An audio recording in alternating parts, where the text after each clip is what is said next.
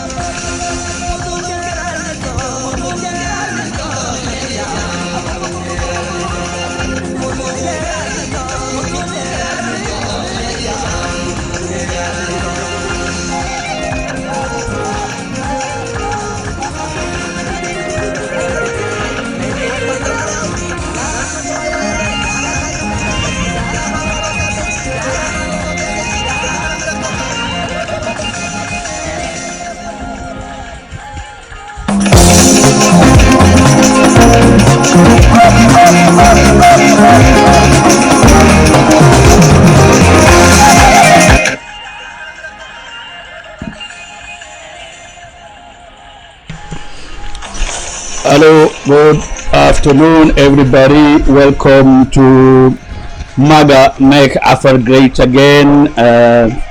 As usual, we have our Sunday program. We are going to be talking in English, French, and Afar language. Yes, and before we, anyway, please, good afternoon to everybody. Assalamu alaikum. So please share.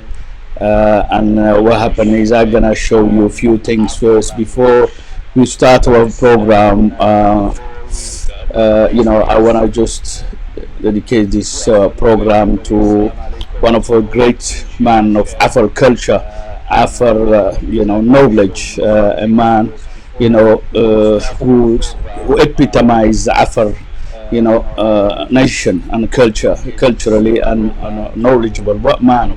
Dr. Jamaluddin Reda, who passed away this Friday. Allah yarhamu, Allah give him Jannah, and and obviously Iman and Sabr to his family.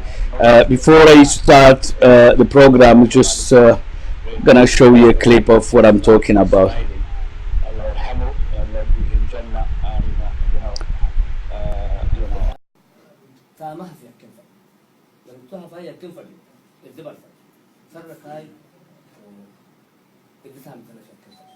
هو ثامن ويسكي أو يرسل كي جبوتين كه بريتوها فهمي هذا ما فهمه هو حكي دولة مدعى المدر هو مدعى لي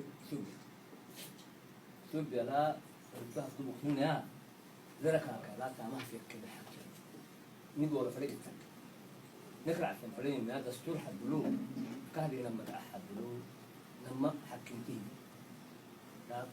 بعد يكين حكي له لا ما في يكين حكي له نقول وانا ما نقول كذا ورثري هو حكي هي بريتو حكي هي بريتو حد يكفي واحد كذا نكفي شيء بسلطة وإيش ها لأنه فرفص اللي بريسنا كذي كنوي فنبرس رش أنا فرفص لي لقعد قلنا دقيقة قلنا بروح بلك بيقدر بلك نروح باللقاء نفهم بولا كويس كده دستور مثلا يعني مثلا لا عفر دولة تسي تبني كوي هاي كي نكني قالوا مثلا تذكر عفر كوي هاي كي دولة تحسن مثلا ما بين بس يقولون مثلا ما هناك يمينا هو عفر بك كي دستور له عفر دولة تامها فاهم مثلا كله هي اللي ماشي عفر كي دولة تامها يعني هو ده قد دستور كل ما يلافت كان فعلا ده غلط دستور فهم كان هو نك قانون أفرق دورك هكذا يعني دولتك شعبك تك أيون تك هو تعب ليه كان يقول اسمه بيان هاي أكوا يتعامل لتكنت واحد دوي يبغى كنا نتكيه لما في يعني سو بره هكذا سبع فرق فيهم الإنسان وكان واحد من الضعف أو يدقق الدين مني الضعف اللي يأكل دم حاي تامه في اللي يأكل دم حاي هو بحسب تبكر اللي يأكل يصير لا يوسف ولا اللي يعمل هاي بل الضعف يأكل فرد تكتبه تامه في يأكل فرد تكتبه أتي أكاتي يعني كح حقيقة كتبه ديكشنري قاموس إنها برسمة اللي وقتها تام مثلا قادر عن قرار على اللي وقتها لما ما يمكن تكتبه هو سبي حد يمكن بالتكيه اللي تكلمتوه براي وفعلا صوت التكيه هذا التفاصيل الدفقوتي دير عندي سؤالين دير حل معنا فعلا صوت التكيه أنا مثلا أفكار دول بشوف الدحر الإنساني وحدث الدفقوتي كله عادي أنا أظن هو صوت التكيه اللي السلام عليكم.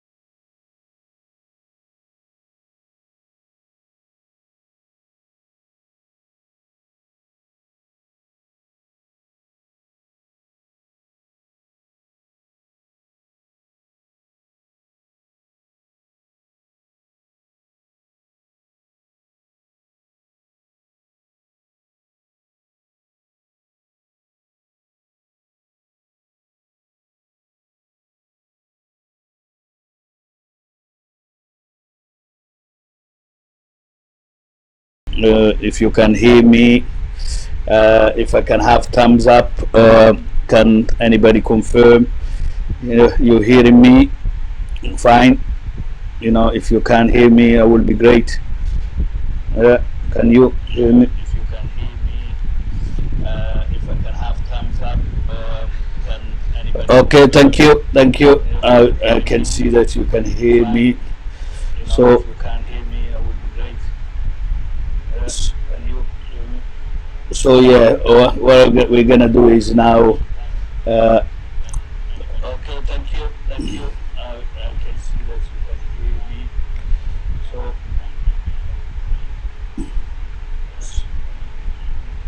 So yeah, what we're gonna do is now. Okay, if you can hear me now, that's great. So we're gonna carry on with the program. Before I carry on with the program, I don't know. What I want to do is gonna show you again that documentary. I'm hoping things will work fine this time. So it's an about an hour, long. What I wanna say is the gentleman's name is Eddie Izzard. He wanted to know his roots, where he come from, and his quest was, am I Anglo-Saxon or Celtic? Being a British guy, so that's the main group. There are as well, obviously, the Vikings, and that was his quest. And when he did that, and he managed, to get the answer to that question and even more. And it's about an hour long. So he taking him from obviously back to Africa. That's where everybody originates from, and then the whole humanity, if I may say, Homo sapien is spread out to all parts of the world. Obviously, the first Middle East, and to the Europes, and obviously Asia, Australia, and so on. So that's his journey, because he's traveling through his DNA trace back his ancestors, and Afar is the ancestor, the global ancestors who represent 9 out of 10 people in who lives today out of Africa. Doesn't matter the race and color and creed. They all report back to Afar, because they descend from Afar. As you can see, he go to Yemen first, and the Afar obviously, and the Afar go to Yemen from Africa, but through the Bab al-Mandab, and they had two children. The two women give birth to two children. One is called N, so that's the Yemeni people, and the European, all the Semites and all these things. M is Asians and Aborigines and all, of the rest obviously go towards Asia and Australia and all those things.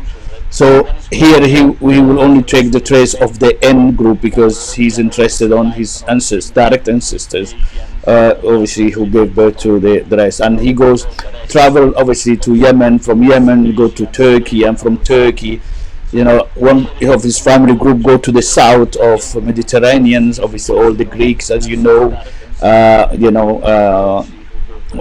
the Romans, and obviously he go to Pompeii, and then some group of his family go to, you know, towards the Danube, you know, to cross the Danube, and obviously to Hungary, and so on, to end up in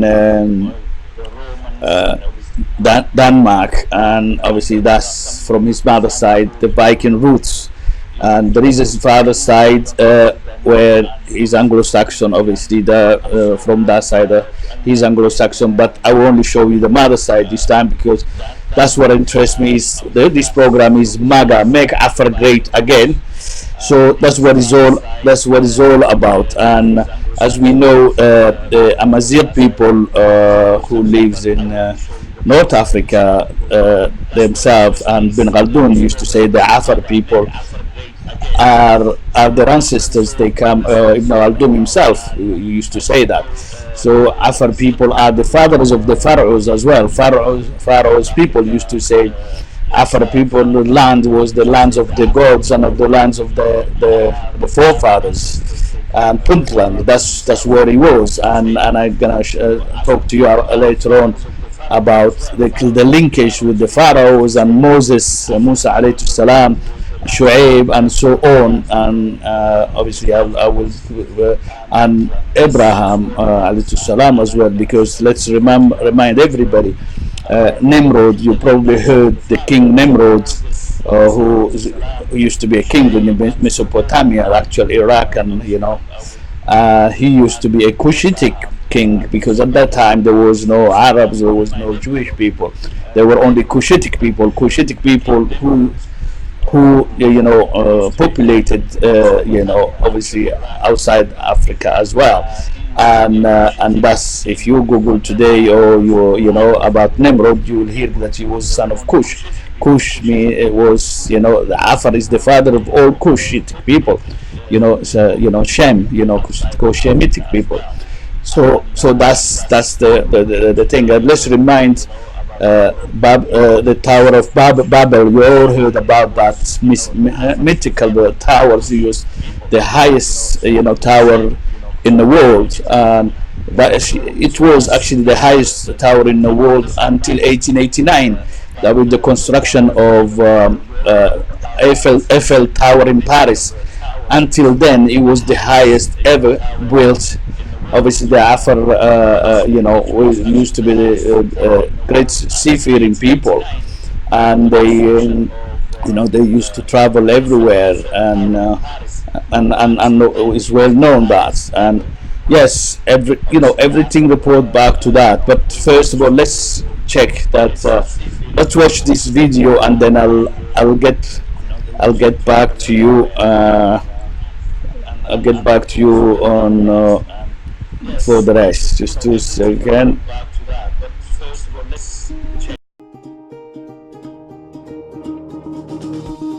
Eddie Izzard, actor,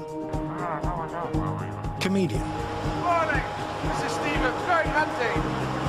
transvestite, and marathon runner extraordinaire, is about to embark on a remarkable journey, using his own DNA as the roadmap. I've always been fascinated by genetics and the fact that it can bring my history right here. It's like magic. Locked within each of us is a genetic history book. It reveals not only our deep ancestry, but also the journey of mankind across the globe. This is it, the birthplace of the Exodus, the first Exodus.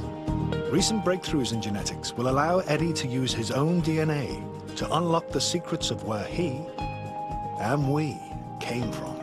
Instead of going back to the last couple of hundred years, we're going to go back to the last couple of 100,000 years.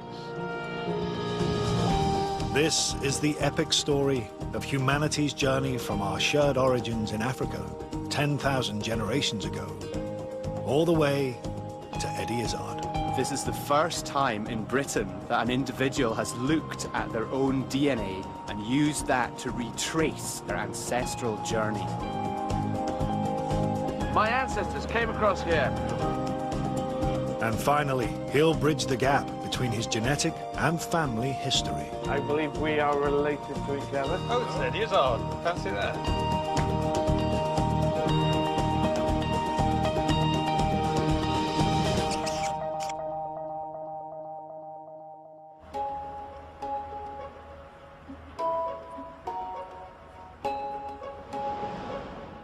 Eddie Izzard is about to become the first person in Britain to use his own DNA to retrace his ancestors' journey across thousands of miles and 200,000 years, from the very first modern human in Africa to Eddie. He's beginning by donating some saliva to science. God, I think I've done it. One spit. It seems like an unpromising start to an exploration of deep ancestry. Science in action. This is Blue Peter. But Eddie's spit contains DNA. DNA is found within our cells. It's the instruction manual that helps build and run our bodies. Scientists have also found another remarkable use for it. Locked within our DNA is a genetic route map that reveals how our ancestors migrated out of Africa and went on to populate the rest of the world. It's the tool Eddie will use to help him retrace the human journey.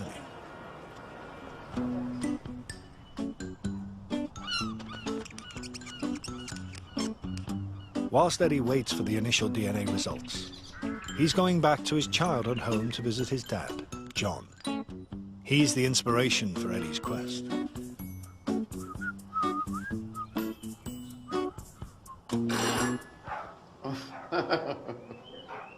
Crazy dogs. Hello. Hi. How you doing? Hi, Ed. Nice to see you. He's 83 now. I kind of thought one can't live forever, but it's nice to give him something before any bad thing happens. Are you intrigued by this? I think it's going to be intriguing. Yes, anything that tells us a bit more about ancient history, something that I never dreamt of doing before. Eddie will undertake 2 journeys. One will explore his dad's lineage, but first, he'll explore his mum's line. And this journey will be close to his heart. His mum died of cancer when Eddie was a young boy. It'd be interesting to find out if something comes out of Mum's side. They go, oh yes, that resonates with me, because I can't see it so clearly because Mother isn't here. My mother died when I was 6. One of the things she said to me before she died was she wouldn't have the pleasure of seeing you grow up. Yeah.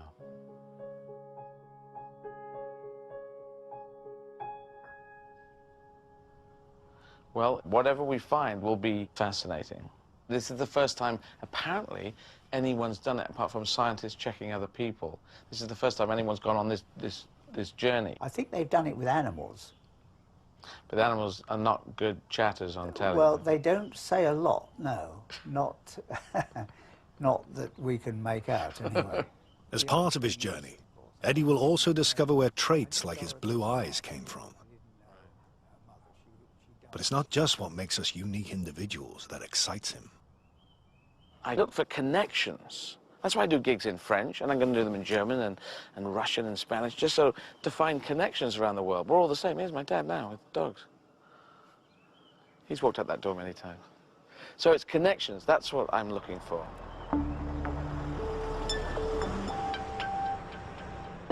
Eddie has come to the genetics lab to find out the results of his DNA test.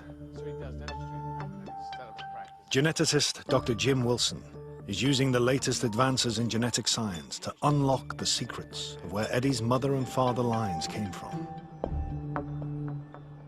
We took your spit and we extracted your DNA from your spit using a chemical reaction. And then we focused in on 2 pieces of DNA. A piece of DNA called the Y chromosome, your father's father's father's father's father, all the way back through the generations. But we're also going to look at your mother line all the way back through the ages. Right.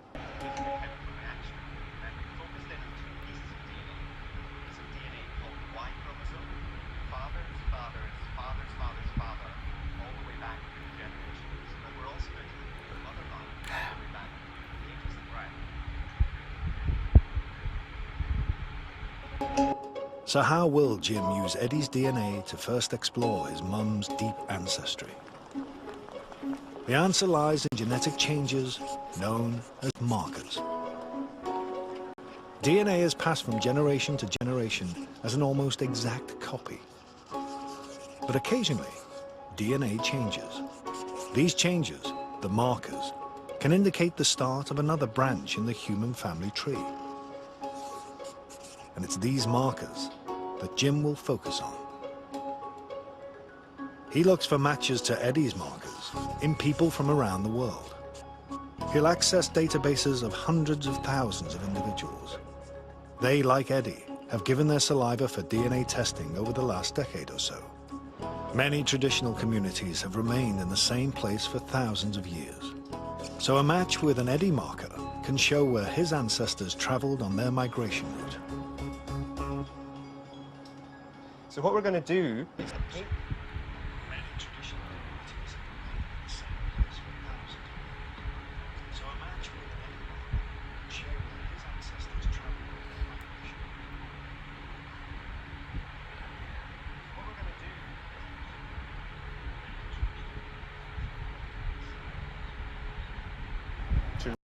live the journey that your female line ancestors made from that origin in Africa as they moved out of that continent and moved around eventually all the way to England.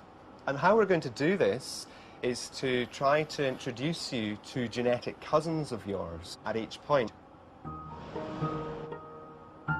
Each branch of the human family tree originating from a new marker is known by a letter.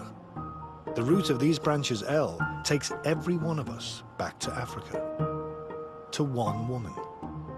All modern humans originate from her. Everyone in the world, wherever they lived, was descended from one woman, and she lived in Africa, and so they called her Eve. I have heard of her, but her name was probably more Gladys or Janine. So basically, everyone in the world is related. Yeah, so what... That yes needs to be bigger than that, because there's racists out there going, I am so different, I will kill you for the differences. And hang on, everyone is related, yeah? Yeah, it's an amazing discovery to see that all humans everywhere all go back to a small group of people actually in Africa. So where do we go first? You're going to go to southern Africa, to Namibia, to the Kalahari Desert or its outskirts to meet some of the San people. They're the first branch of the human family tree. The point at which they connect into your line is 192,000 years ago, we estimate. Oh, that's amazing. Great. Wow. This is the start of Eddie's unique experiment in genetic time travel, taking him back 10,000 generations to meet his and our most distant ancestral cousins. To get there, he has to travel more than 10,500 kilometers to the edge of the Kalahari Desert.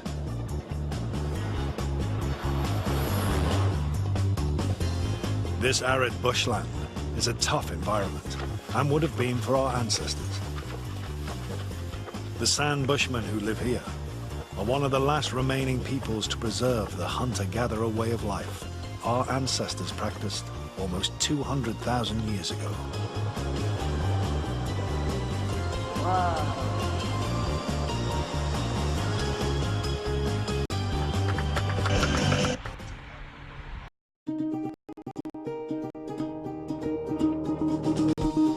Eddie Izzard, actor, comedian, Morning, this is Stephen. Great hunting.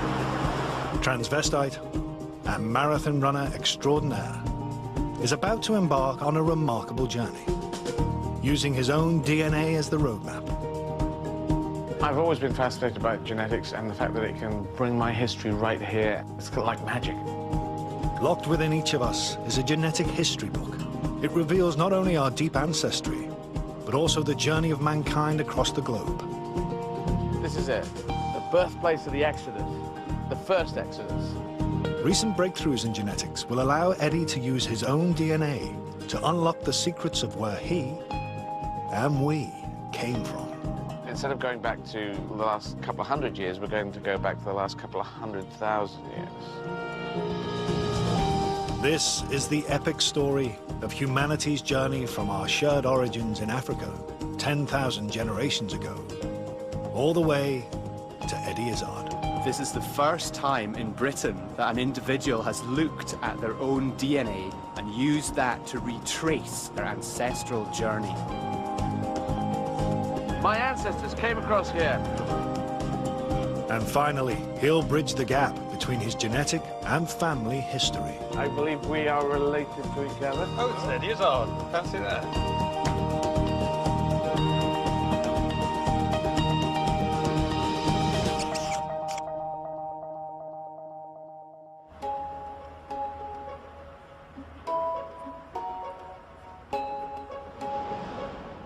Eddie Izzard is about to become the first person in Britain to use his own DNA to retrace his ancestors' journey across thousands of miles and 200,000 years, from the very first modern human in Africa to Eddie.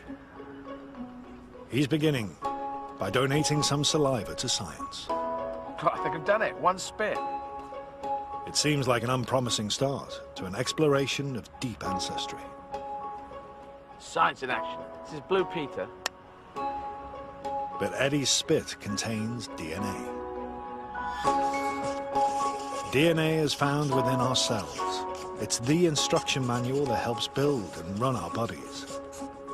Scientists have also found another remarkable use for it. Locked within our DNA is a genetic route map that reveals how our ancestors migrated out of Africa and went on to populate the rest of the world. It's the tool Eddie will use to help him retrace the human journey.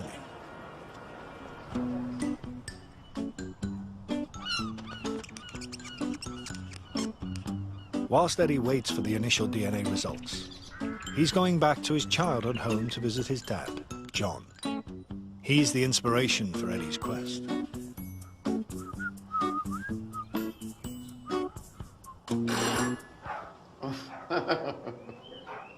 Crazy dogs. Hello. Hi. How you doing? Hi, Ed. Nice to see you. He's 83 now. I kind of thought one can't live forever, but it's nice to give him something before any bad thing happens. Are you intrigued by this? I think it's going to be intriguing. Yes, anything that tells us a bit more about ancient history, something that I never dreamt of doing before. Eddie will undertake 2 journeys. One will explore his dad's lineage, but first, he'll explore his mum's line. And this journey will be close to his heart. His mum died of cancer when Eddie was a young boy. It'd be interesting to find out if something comes out of Mum's side. They go, oh yes, that resonates with me, because I can't see it so clearly because Mother isn't here. My mother died when I was 6. One of the things she said to me before she died was she wouldn't have the pleasure of seeing you grow up. Yeah.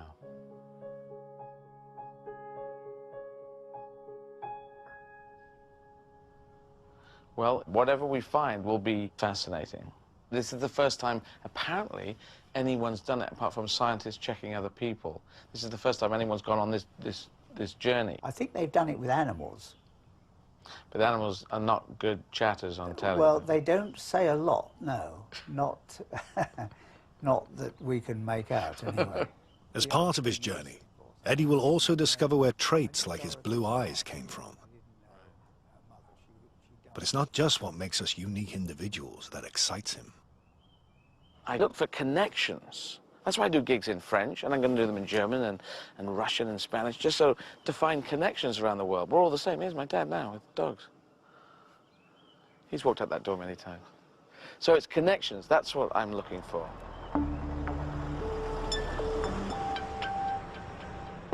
Eddie has come to the genetics lab to find out the results of his DNA test.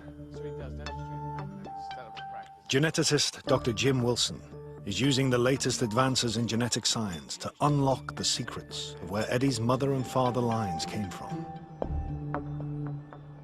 We took your spit and we extracted your DNA from your spit using a chemical reaction. And then we focused in on 2 pieces of DNA, piece of DNA called the Y chromosome.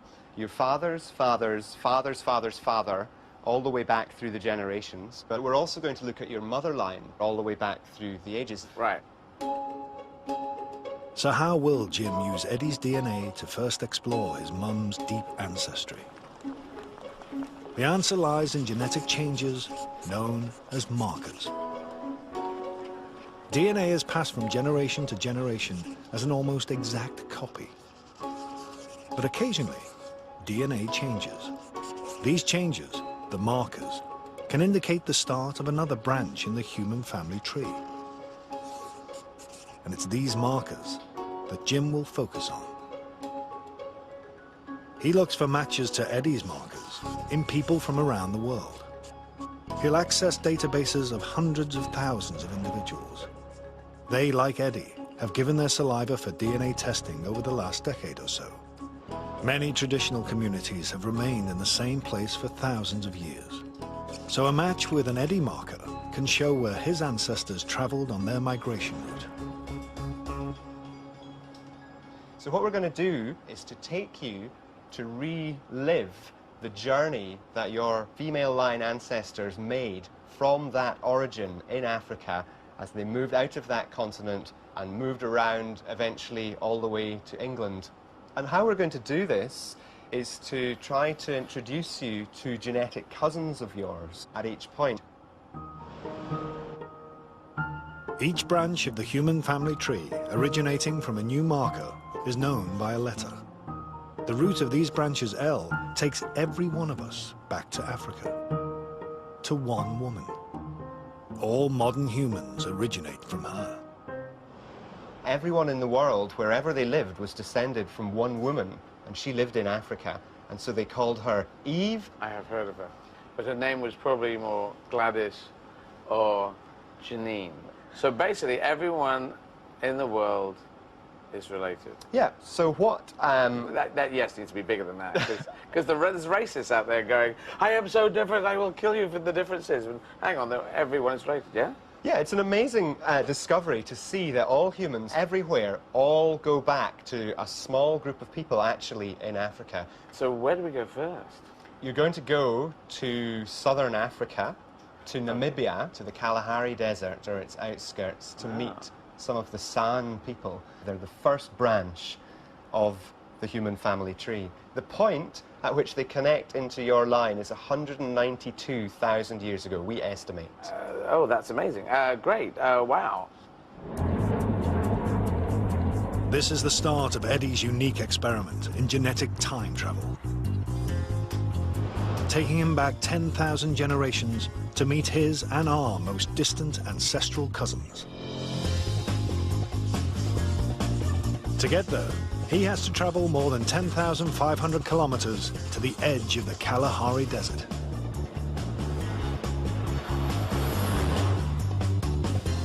This arid bushland is a tough environment and would have been for our ancestors. The San Bushmen who live here are one of the last remaining peoples to preserve the hunter-gatherer way of life our ancestors practiced almost 200,000 years ago.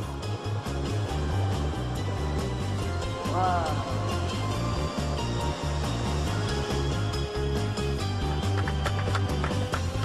Nice landing.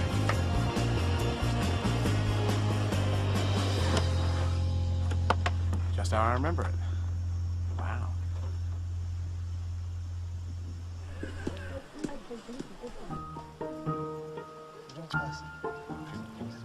It's time for Eddie to meet his and our most distant relatives. He wants to experience what life might have been like for our hunter-gatherer ancestors. Local bushman, San Maxkike, a ranger with the Namibian Park Service, will be his guide. So Kayo. Kayo. And the hats are crazy. I like the crazy hat. Mo debe. Debe? Debe. Mo kunta. Kunta. Kaja. Say day. Say day. Eddie. When you get back 10,000 mums, it's such a long line of people that also put their genetics into what ended up as mum that you can't just say, that woman looks like mum. But it's still intriguing. Agnes, let's go.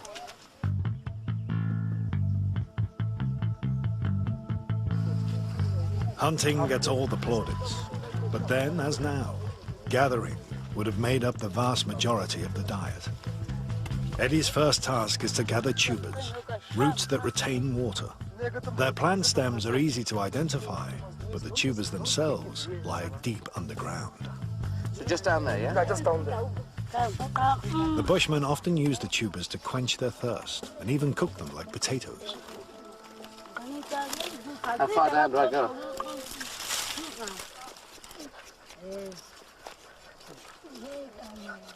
How do I know when I've reached gold? I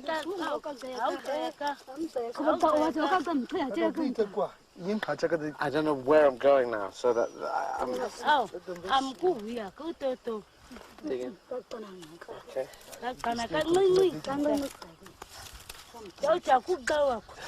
the supermarket seems a lot easier. I see there's a whole string of them. Yeah, now you can pull it out. Okay. Thank you. Good job. That's gathering. Nails still intact. Eddie's painted nails, the only outward sign of his cross-dressing, have set tongues wagging. Actually saying that seeing you having painting on your nails is like you want to become a woman. I know what that is, part of what's in me. I have girl and boy in me. Yeah, we're asking if possible you can Yeah, we can do paint yoga. nails, but it's... Eddie promises the ladies a manicure before he leaves. But do you have the You get paint with you? I do, actually.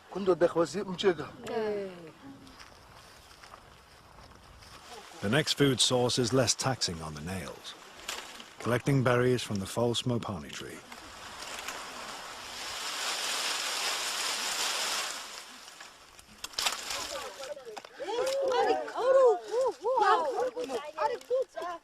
I agree with them. They're all saying, hey, what the fuck, man? Now I'm looking for berries. Now I'm on a quest. 2 berries. 3 berries.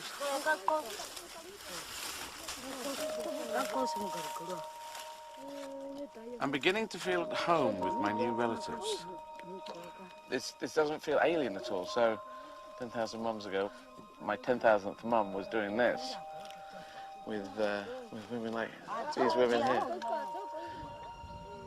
They're happy that you are here.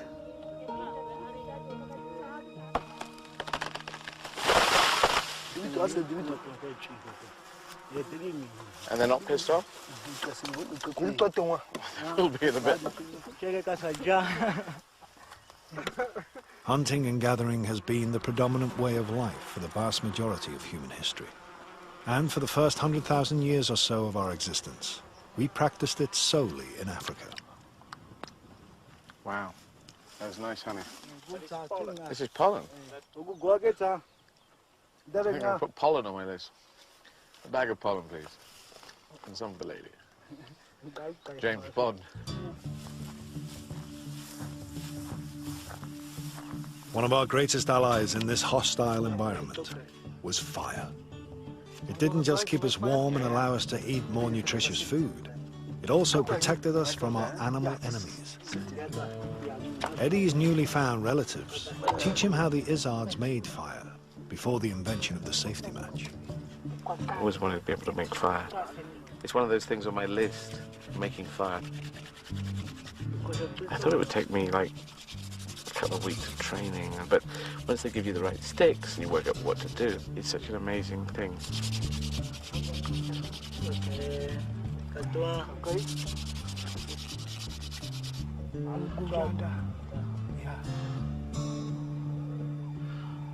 Blow, blow, blow.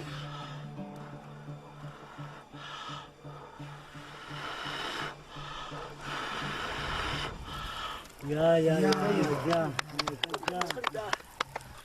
My God, my first fire. Wow. I just made my first fire. Ah.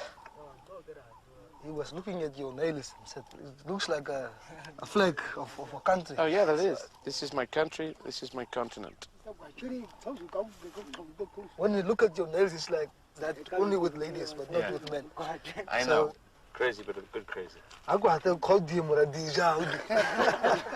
That works. You see, sense of humor. A joke to a family I'm related to 192,000 years ago. So we are all related. Yeah. So they are glad that we are related and we are together now. Now that Eddie has learned how to make fire, all he has to do is keep it going.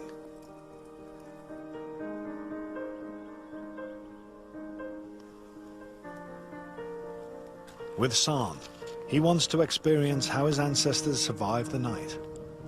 He'll have only fire to protect him from the predators and elephants that visit the waterhole close by.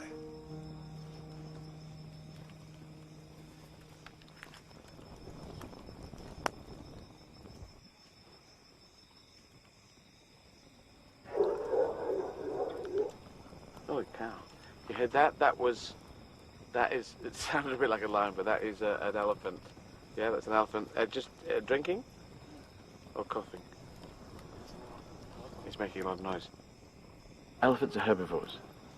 Unless you look like an enormous salad. If you're dressed as a salad, they're not going to go for you. But they will squash your head and get you under their big paw. This is what? 10,000th mum. I'm calling Shirley now. Must have done, she must have sat out around the fire. It's so black out there, so dark. Obviously you've got to keep this fire going. That is your safety. Don't go anywhere. Do not venture out beyond this flame.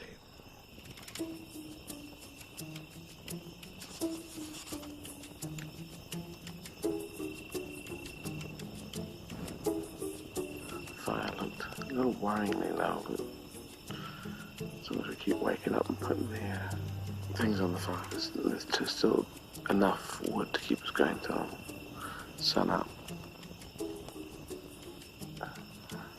Can't hear animals, can't hear elephants.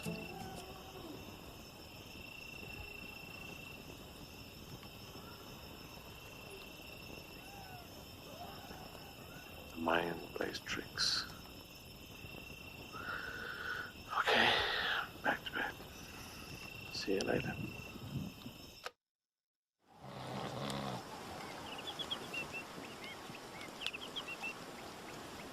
The following morning, Eddie hasn't been carried off by hungry herbivores. It was quite a night. I didn't think at all about my ancestors. I was thinking about me trying to survive the night. I was a little bit anxious because I thought we might die. If some predator had come, San knew what to do, but I didn't know. What if they got some? This is an idea. Okay, they've got some. What do I do? No, don't be pathetic and run off. You've got to do something in the hell.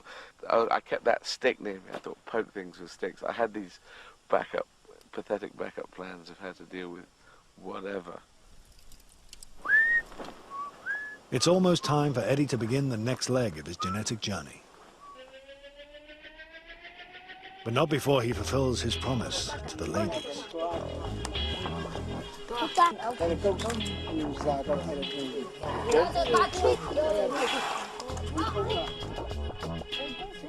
The people here, they don't seem that far away. I thought it would feel very far away.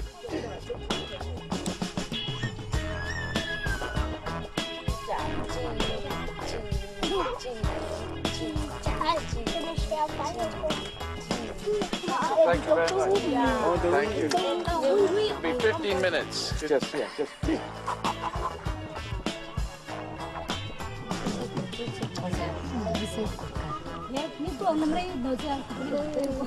was great to be here and I've met these people and to get a little thumbnail sense of what gathering is like. I have made fire.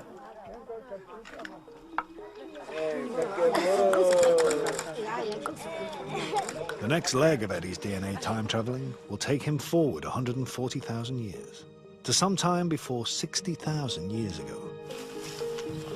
By then, modern humans had colonized the enormous continent of Africa in search of more hospitable places to live. This, despite an estimated total population of no more than 20,000 people. Scientists have DNA tested traditional communities, and and with the results have created a map to show how humans migrated across the world. Dr. Jim Wilson is now using this information to discover where Eddie's maternal line traveled. Eddie's next key marker gave birth to the L3 branch. This is seen today particularly in East Africa along the shores of the Red Sea. About 40% or more of the people there today share this marker with Eddie. So it seems like his ancestors must have moved through this region at some point in the past.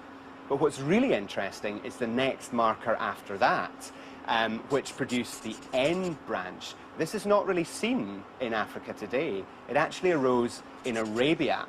So we think this points to the place where modern humans first left Africa at some point before 60,000 years ago.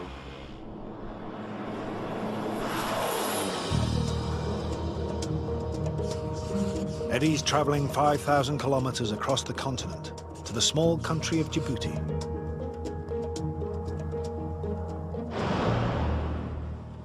He wants to reach the place where modern humans probably first left Africa, a narrowing of the Red Sea, known as the Bab el-Mandeb Strait. The route passes through some of Africa's harshest terrain. At 157 meters below sea level, Lake Assal is the lowest place in Africa. It is also saltier than the Dead Sea.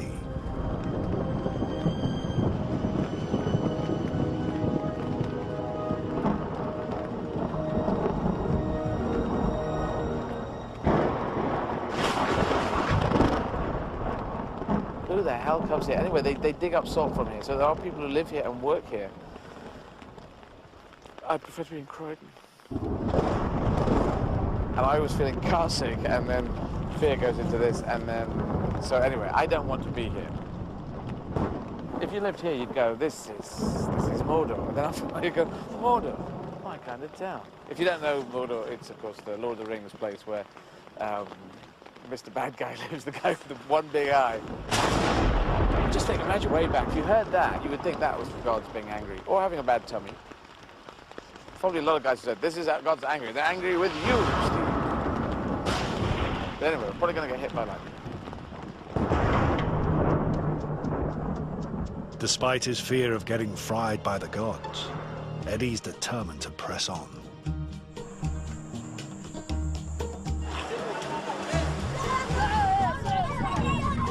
Many of the inhabitants of this coastline share the genetic marker that suggests our ancestors passed through here.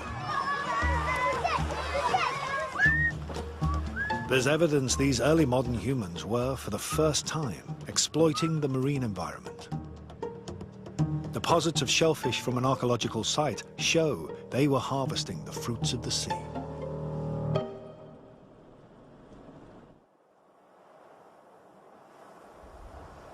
But Eddie's quest to reach the place the Izzards left Africa may have been thwarted.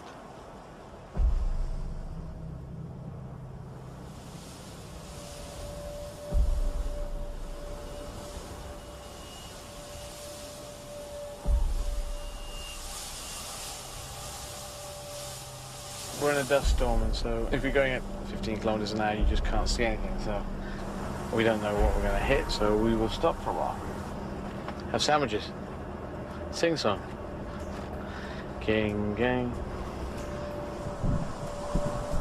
It's a reminder of how resilient early modern humans must have been in order to survive. It's really tough. It's a tough land. It's a tough fight now. It would have been a tough fight then. We're not sure what the conditions were back then, but it really is tough.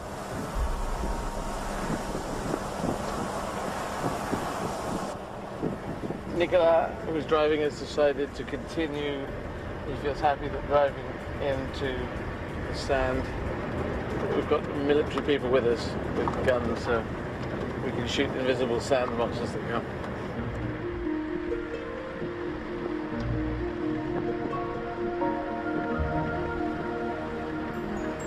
After 2 hours, Eddie emerges from the sandstorm at his destination, the Bab el-Mandeb Strait. He's just 35 kilometers from the Arabian country of Yemen, where it's thought modern humans first stepped outside Africa. Bizarrely, the Yemen is also where Eddie himself was born. Today, on the African side of the Bab el-Mandeb Strait, fishing is still as important as it was to our ancestors. To explore what life might have been like around 60,000 years ago, Eddie is off to help catch some fish, accompanied by his translator, Fatima. They are meeting Nouria Ahmed Suli. She is one of just 3 fisherwomen in the whole of Djibouti. Nouria, who is from Djibouti, an Afar woman, which is very close to the Yemeni people. Yemen is just over there. And she's the captain. You can see it in her face that she's a can-do woman. So how long has she been a fisherwoman? 20 years. 20 years. And what was she doing before? I have faced so many problems. I became a fisherwoman. Oh, right. I married, and I was happy with my family, with my children at my home. The war happened in Obok, as a civil war. So civil war happened, and after that she became a fisherwoman? Yes. Where does she sell the fish that she catches?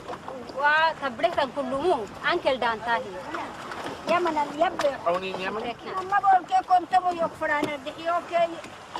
Here, they pay 250. There, they pay 1,000 francs. Okay, so 4 times as much for the fish. Yes. And when she goes to Yemen, does she go over Bab el-Mandeb? That is the route you take? She goes in this boat, she goes to Yemen. Yes. Does she speak Arabic? I speak Arabic well. I speak Somali also. All I can say is, Ismi Eddie, ولدت في عدن في اليمن. Just Ismi Eddie, ولدت في عدن.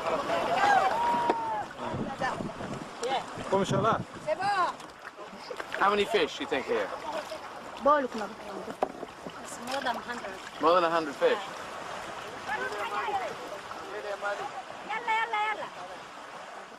You've got to get the fish out of the nets, which is really tricky, and not break the nets. I got one. Where do we throw it? Every day, Nouria follows the same route our ancestors probably took when they left Africa. The Bab el-Mandeb is still a highway to Arabia. Bon voyage!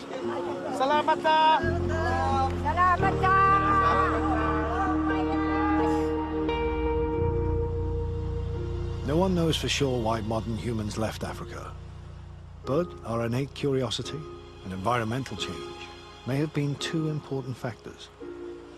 It's thought global cooling and ice age meant sea levels were lower at this time. Perhaps the shorter distance made the crossing more attractive. Some scientists believe only a handful of people made the initial crossing. Remarkably, it's thought that only 2 women gave birth to the rest of humanity outside Africa. One maternal line reached Australia, but Eddie's took a different route and headed towards Europe.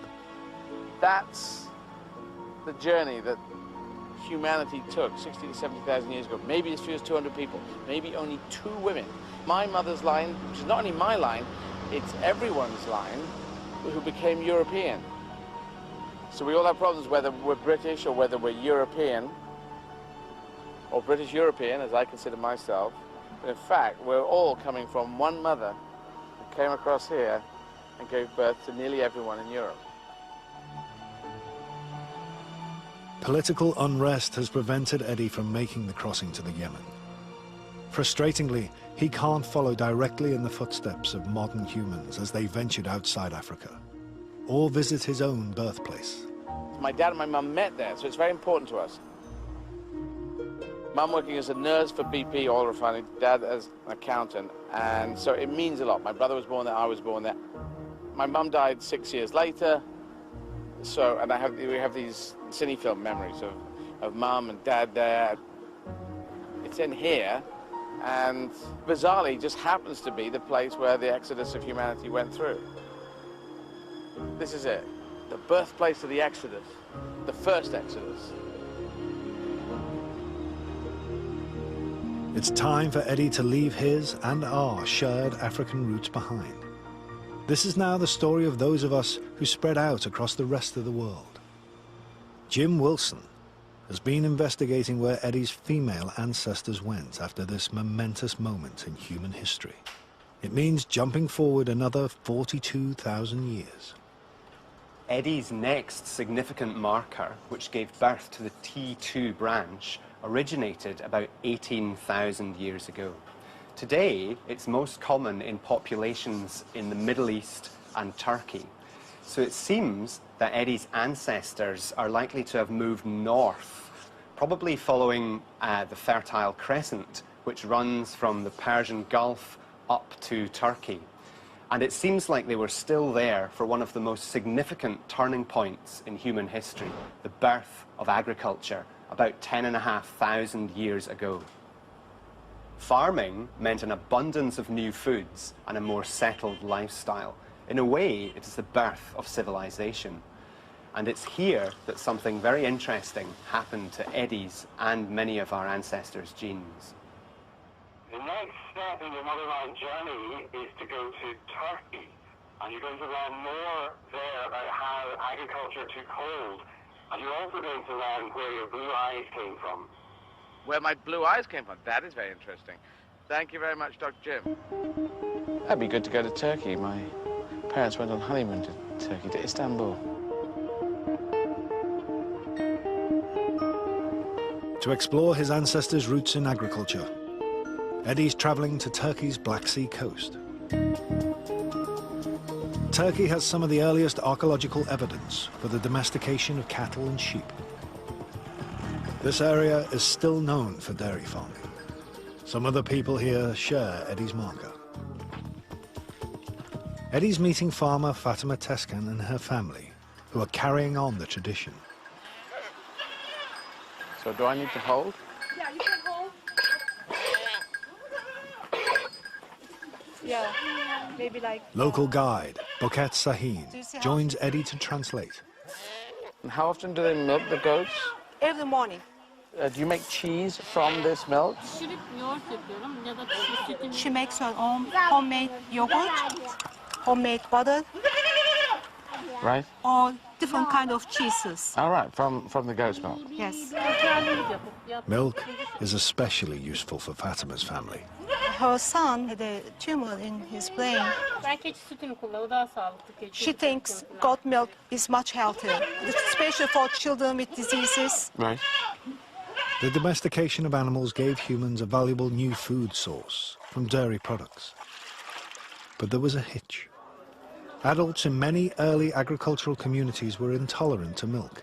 Genetics came to the rescue. What exactly is this, Fatima? Ayran.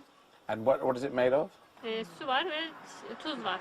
Goat milk, yogurt, water and salt. Here you go, so I'll just have a bit of this. Eddie and most Europeans can digest milk due to a genetic change that occurred around this time. It means we can process dairy products beyond infancy, whereas many people in the rest of the world can't. So I can taste yogurty in there. It's really nice and fresh and has a salty aftertaste. So thank you. When I was a teenager, I used to drink a litre a day. I used to neck it. I loved milk. I still do. I thought at some point I'm like becoming Chalk Boy, the calcium kid, you know. This ability to digest milk wasn't the only genetic change that occurred to Eddie's family around this time. You have blue eyes, I have blue eyes. Do other people in your family have blue eyes? Kendi ailem, babam, kardeşlerim. Her father, all her siblings, and both of her children has blue eyes. Yeah, cool. Eddie's guide, Boket, discusses the most up-to-date theory on the remarkable origin of blue eyes. A recent study by a team of genetic researchers in Copenhagen University. Okay. Everyone with blue eyes can be traced back to Black Sea coast 10,000 years ago. Everyone with blue eyes can be traced back to Black Sea? Yes. Wow. It was a single person. That's very curious. Blue eyes originating in one person isn't the only surprise. Both parents need to give blue-eyed genes to their offspring. So given that even today most of us are brown-eyed, the trait shouldn't survive at all. Why doesn't it die out? One of the most popular theory is that it is very attractive And when there was a shortage of men, as they were hunters at that time, women with blue eyes were more desirable. So it's the sexual selection, and it's very attractive, like gorgeous eyes you have. Yeah. I always miss eye colours. Do you notice eye colours though? Women tend to notice eye colours better than men. Well, I do. I mean, even if you look at Hollywood, the legendary people like Sinatra, Elvis, you know, Paul Newman. So blue eyes, which only turned up about 10,000 years ago, roughly, it could have just touched around by sexual attraction, people saying, hey, let's shag the man or woman with the blue eyes and have babies. For whatever reason, blue eyes have persisted. They're doing the rounds.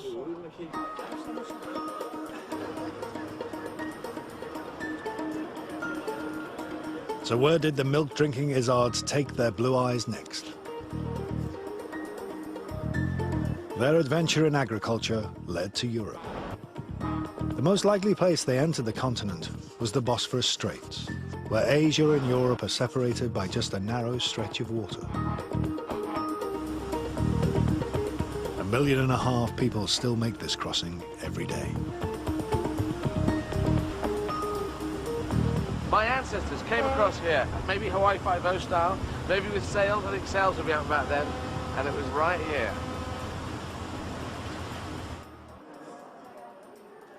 On the European side of the Bosphorus, Eddie can't resist staying in the hotel where his parents honeymooned. Tuba Attis is a manager at the hotel. Really happy to accommodate you here. Okay. This is the previous divan here, and your family stayed here 904. Oh, really? Yes, How do you know this? Of course, we searched the records? Yes, Oh, the wow. records, yes. This is the same room you're staying. This is in the same room? Yes. Can I take these pictures back to my dad afterwards? Or get a copy? Of course, this is for you. Wow. I'm in room 904. I don't know if you remember the room you were in, but apparently it was this one. Yeah, that's to get the view. We had a good view of the Bosphorus. I've got a bit of a view of the Bosphorus, but unfortunately the Hyatt Hotel has come along and built a bloody great big hotel in the way of the Bosphorus. Does happen, yeah. Also, Mum's actual heritage comes through Istanbul, where you were on home. Yeah, so that's kind of just another irony. All right, Dad. You're keeping well. Yeah, keeping well. We were all kind of knackered. All right, mate. Good Thanks to for the call. No problem. Talk to you soon. Bye now. Bye. Around 7,500 years ago, Eddie's mum's line probably moved into Europe as part of the agricultural revolution. The spread of farming into Europe is a bit like the scramble for land in the Wild West. You have to imagine with something around 8 million people in the world at the time, many of them in the Middle East, that there was a continuous pressure for new land for agriculture. It looks like there were two main migration routes into the continent. One into Central Europe, following the main river valleys, and another hugging the Mediterranean shore of Southern Europe. Eddie's direct lineage headed northwest into the heart of the continent. But before he explores where they went, he's first going to check out what happened to some ancestral cousins who entered Europe along its southern fringes. Over the next 5,000 years, they settled in some very interesting places. Hello? Dr. Jim, where am I off to next? You're going to Pompeii. Pompeii. Pompeii in some way is representative of the next stage where great civilizations are developing, and of course they're all entirely based on agriculture. So we're going there at a time that's before it blew up. Just around about 79 AD, I think. Oh, around 79. Oh, right. Okay, we're going there Tuesday before explosion. Yes, time. exactly. Bye. Pompeii will be exciting. I've been intrigued to see Pompeii for years. I think I'm quite good at imagining what it would be like to be there as a Roman. That will be fascinating. By 79 AD, Pompeii was a flourishing Roman town in southern Italy with a population of 20,000 people. But its residents were unaware that they were sitting on an active volcano.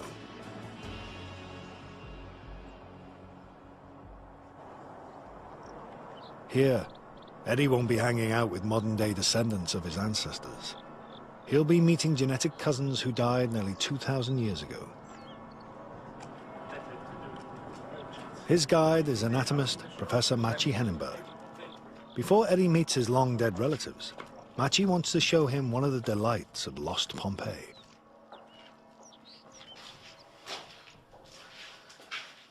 So, shagging. This is a house of sex? Yes, so people came here for entertainment, Okay. and they had paintings showing what is happening here. This was done on stone. That's doggy stone. Yes, well, they're showing various sexual positions, which is fairly similar to what one can see on internet today. Yes. Actually, and they're showing some curiosities, like people with double penis, for example. Oh, really? Is that a medical thing? I don't know how to do it. Yes, it is. Yeah? I'm an anatomist. I study anatomical variations. Okay. And actually, both double vagina and double penis happen. Oh. Okay. That sounds crazy.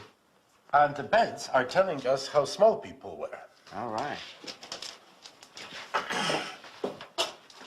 Yeah. It shows that people were, on average, about 100 millimeters, 10 centimeters shorter than we are today. Then there is a toilet. Romans were much more open about the toilet. So, for example, they had communal toilets. A lot of people actually sat here, right here, in this very space, doing a poo, having a chat, saying, just having a poo, and I'll be right back in for number 4, bit of number 4, and a bit of that old number 2, a bit of 2 and 2, a bit of 4. And food is across the road. I'll have a poo, we'll have some sex, and then we'll go and get a McDonald's.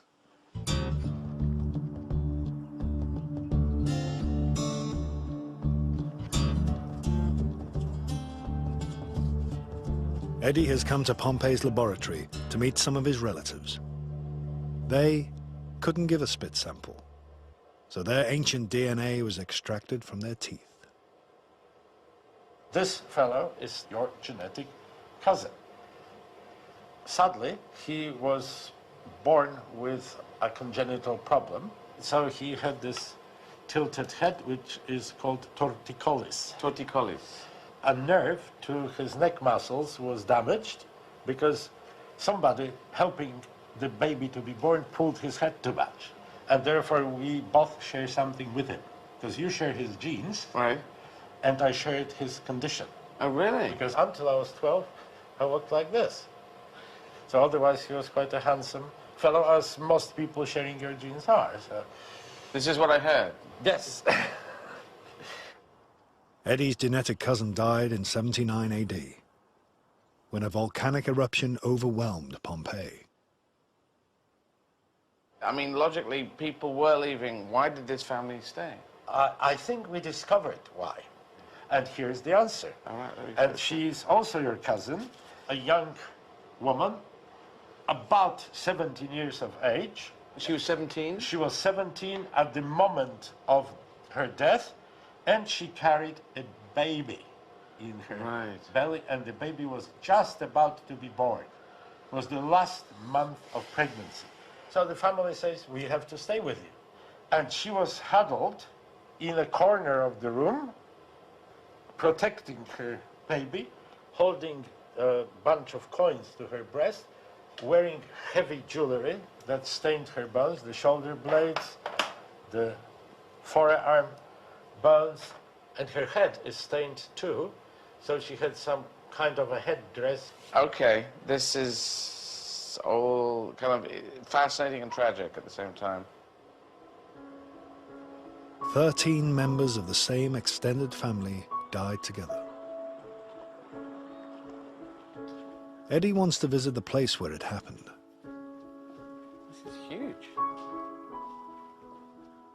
The house belonged to Caius Julius Polybius, a former slave and successful politician.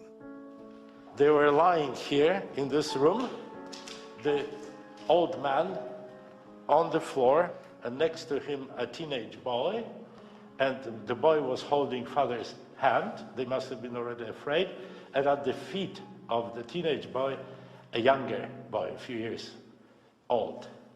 And eventually they were covered by more and more of the ash. And this is the other room where the rest of the family died.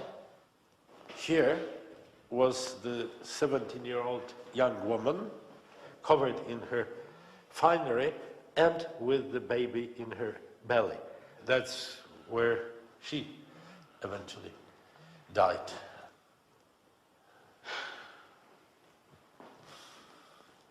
Not a great way to go. They found about 20 centimeters of ash in the rooms, which would have blown in. So if you think about how snow works, it must have been, the ash must have been about here. You must have been wading through the ash. So they were trying to hold on to things. A baby was going to be born, and then they died.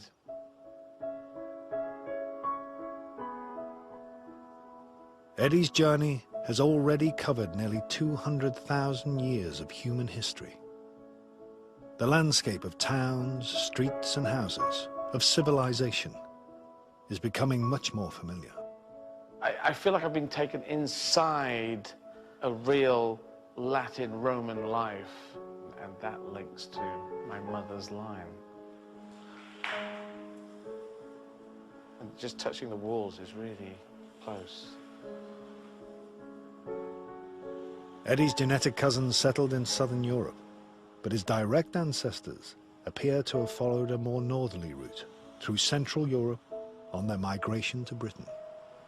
Eddie's next key marker shows that this direct maternal line had, by the time of the Pompeii eruption, moved into northern Europe. We're getting to a really exciting stage of the genetic journey.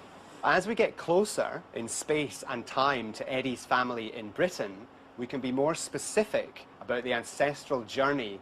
This is because the more recent markers are shared by fewer people. Of the 69 markers in Eddie's maternal line DNA, this next one is the 67th. This means that we're looking for living people who share an ancestor with Eddie less than 100 generations ago. We've found another marker that seems to originate much further north. This marker is only about 2,000 years old, and the really interesting thing is that this group seems to be focused in Scandinavia. Your mother's people were Vikings. Oh. What you're going to do now is meet people who are directly related to you in Denmark. Eddie has come to the ancient Viking capital and port of Roskilde. He is meeting Lars London and his sister Anne Persdottir. Lars recently gave a saliva sample to science. Jim then found him on the database, one of only 10 matches. Okay, well, cheers. Cheers. He and his sister share a direct maternal ancestor with Eddie from around 2,000 years ago. That's less than 70 generations. We share a mother from mother. Yes. Are there similarities between us? Yes. Should be interesting. Football, I love football. Yeah. Mathematics. I did math up to university level, but then didn't get it. Mathematics. That's Lars. I also studied math. I took a PhD in applied math and did a postdoc afterwards, 2 years.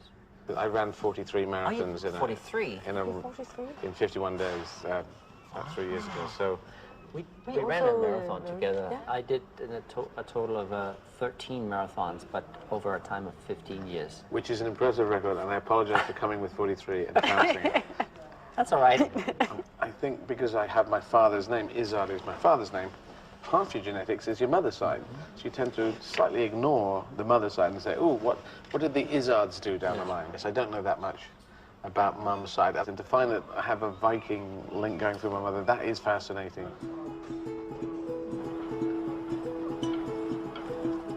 The closest Eddie can get to his mum's Viking roots is to put himself in the place of his newly found ancestors. Straight to arms, lean forward. As they prepared to lay waste to a swathe of Britain. Perfect. From 793 AD, the Vikings began to raid Britain. Their secret weapon was the longship. Its shallow keel meant they didn't need harbors. They could row onto the shore. Not too fast. A little bit, yeah, like that. And then more power in each stroke. Rowing is exhausting, so the Vikings used sail power when they could. What we do is we use our weight. Yep. So we go forward, and then we pull backwards like that, and then you fall onto me. Okay. And then when we're down, Yeah. you push it towards the hole so she can take back the slack. I understand. Okay? Okay. And pull. Oh, that was too much. Again. We will just go. Don't I fall on you? No, not yet. Just Okay. sit down there and push it.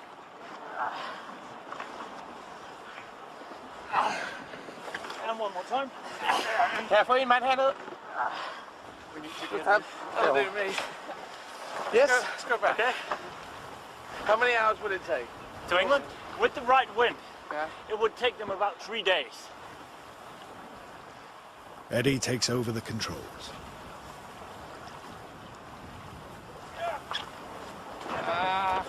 You're turning the ship slowly. You have to do hand signal. You're turning the rod a little bit too much. Careful. Too much. A little bit more gently on it. Yes, there. I want to do an extreme one so it showed up on the screen. Yeah, that's much better.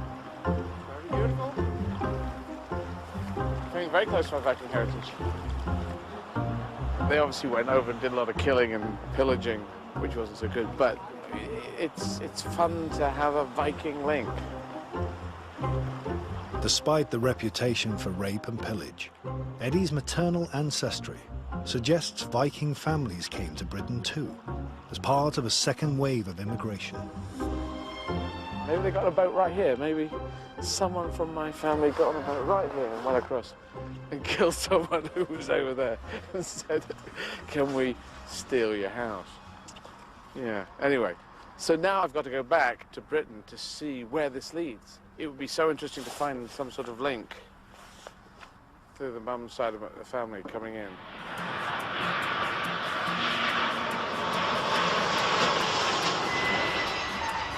Jim has been searching the database for matches to Eddie's next significant marker, which will bring him back to the UK.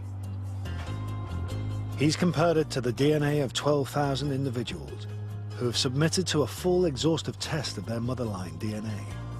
He found 4 matches, and he's arranged for Eddie to meet one of them.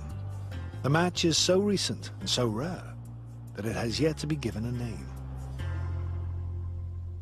You're going to meet 2 sisters, your nearest genetic cousins on your mother's side, and they're in Northamptonshire. You share an ancestor with them at some point in the last 500 to 1,000 years. Oh.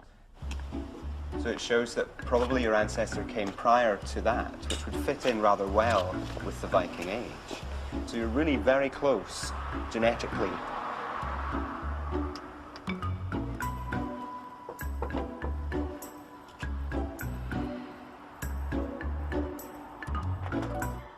Hello.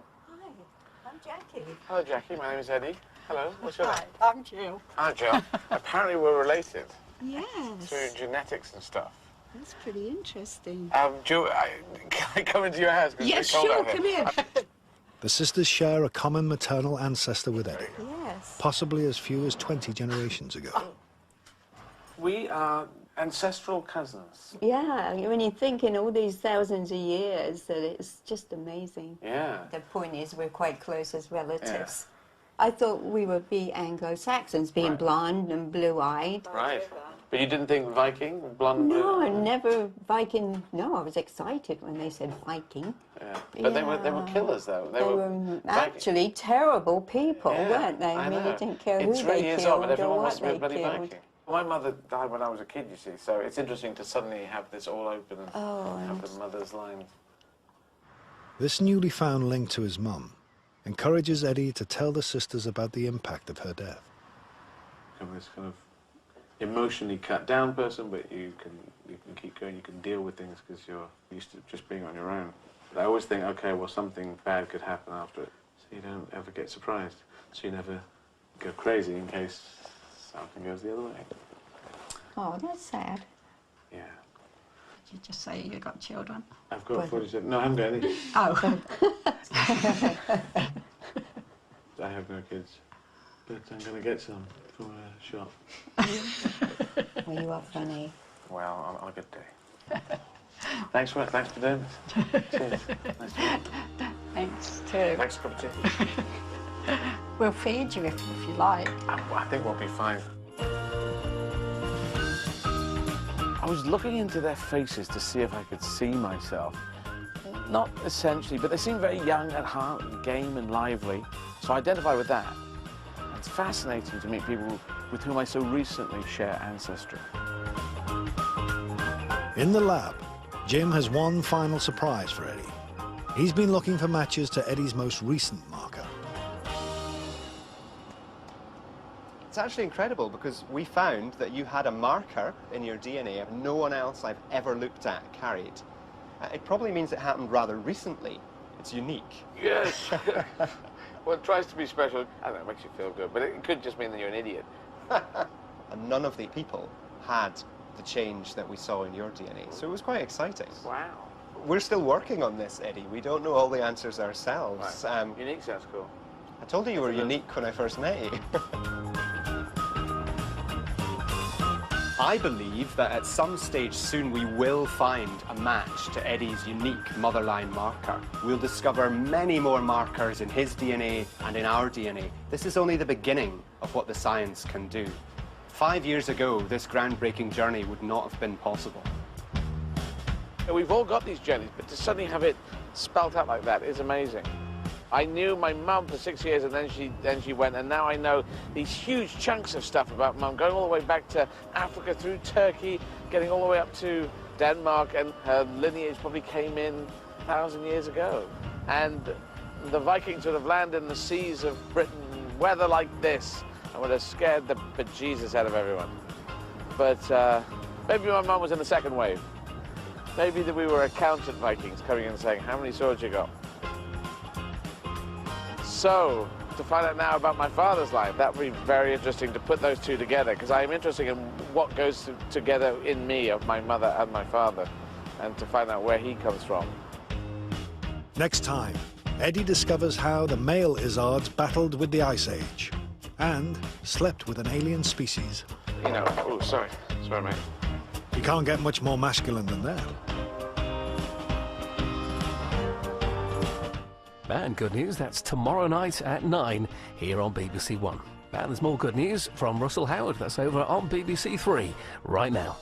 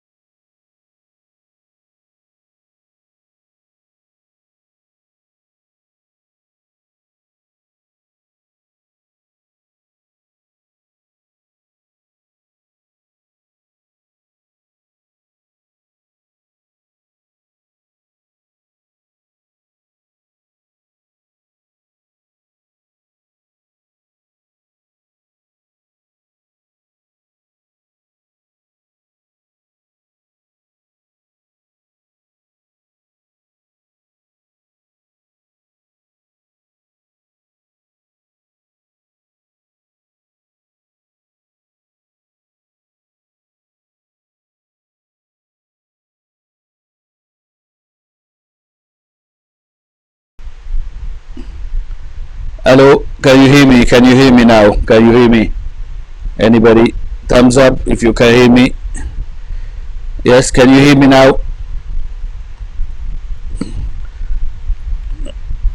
Anybody can tell me that you can hear me?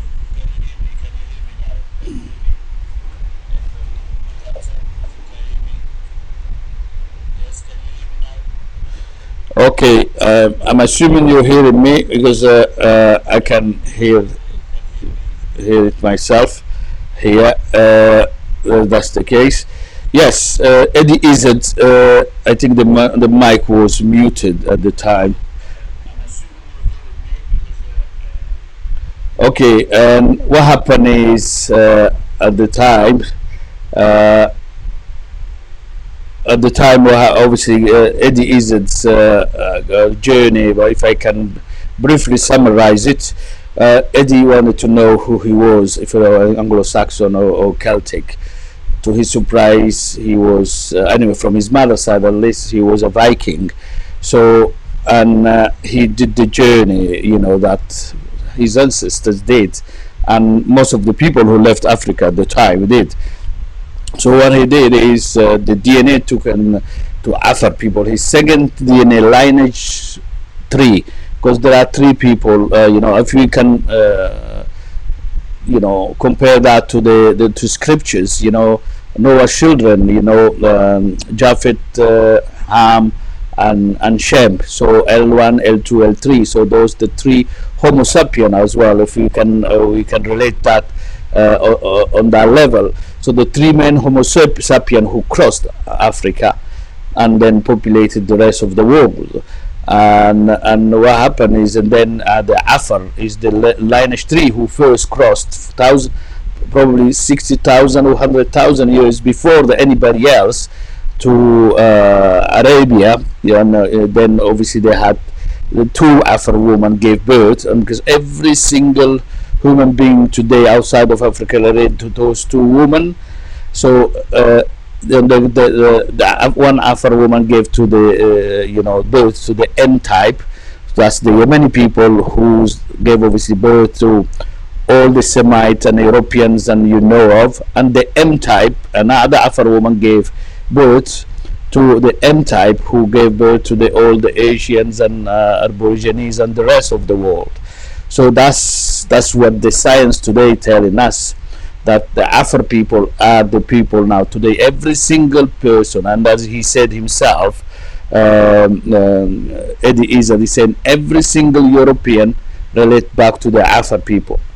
So the Afar people is the global ancestor, and that's today has been proven of not only scientifically but as well if we go to look at some historical facts.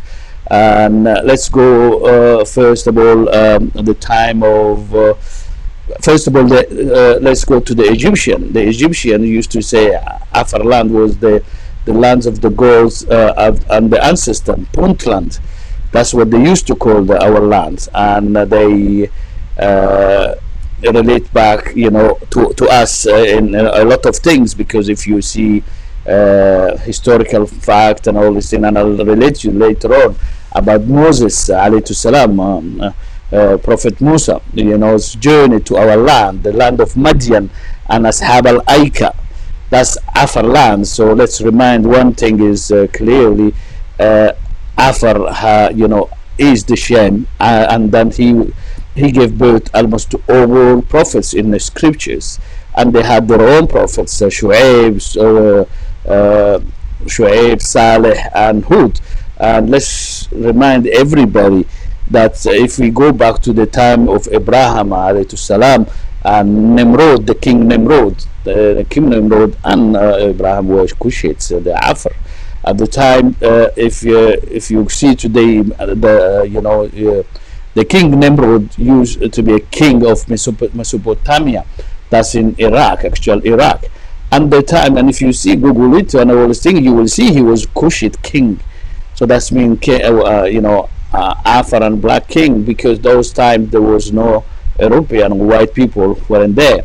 So still people who populated Middle East and elsewhere were still Kushite, and later on this change came, the pigmentation and skin color tone changed with, as we were saying, on the things by diet and all this thing. But that's about 10,000, 20,000 years ago. Maybe slowly. But historically, that's what the thing showing. So what I would like to say, at the time of King Nimrod and Ibrahim alayhi salam, there was no Arabs, there was no Jewish people yet, and at the time, Afar he called for a rescue from Afar people, Afar nation, the King Nimrod. He called Afar people to help him against another king, and at that time, when the Afar king, Afar warriors defended his kingdom, to thank them, he asked them to settle there, and they settled that. That part still of Iraq still has the name of Afar people, Tal Afar. That's the name. That name is stand up to today. And let's remind who was the King Nimrod. King Nimrod is the king who built the Tower of Babel. If you know the biblical meaning of the Tower of Babel. Tower of Babel was the highest, building built up to 1889. When Eiffel Tower was built. So that was the knowledge of those people. Those, and let's remind who was, because there's the same people as the pharaohs, the same people as the Mesopotamian, obviously Egyptian, Phoenician, the Goths, and I'm gonna show you some. Thing written by an Amazigh brother, the Berber, who was in north of Africa, who relates this what I'm saying to you, where he's saying is the Afar people, they relate to Afar people.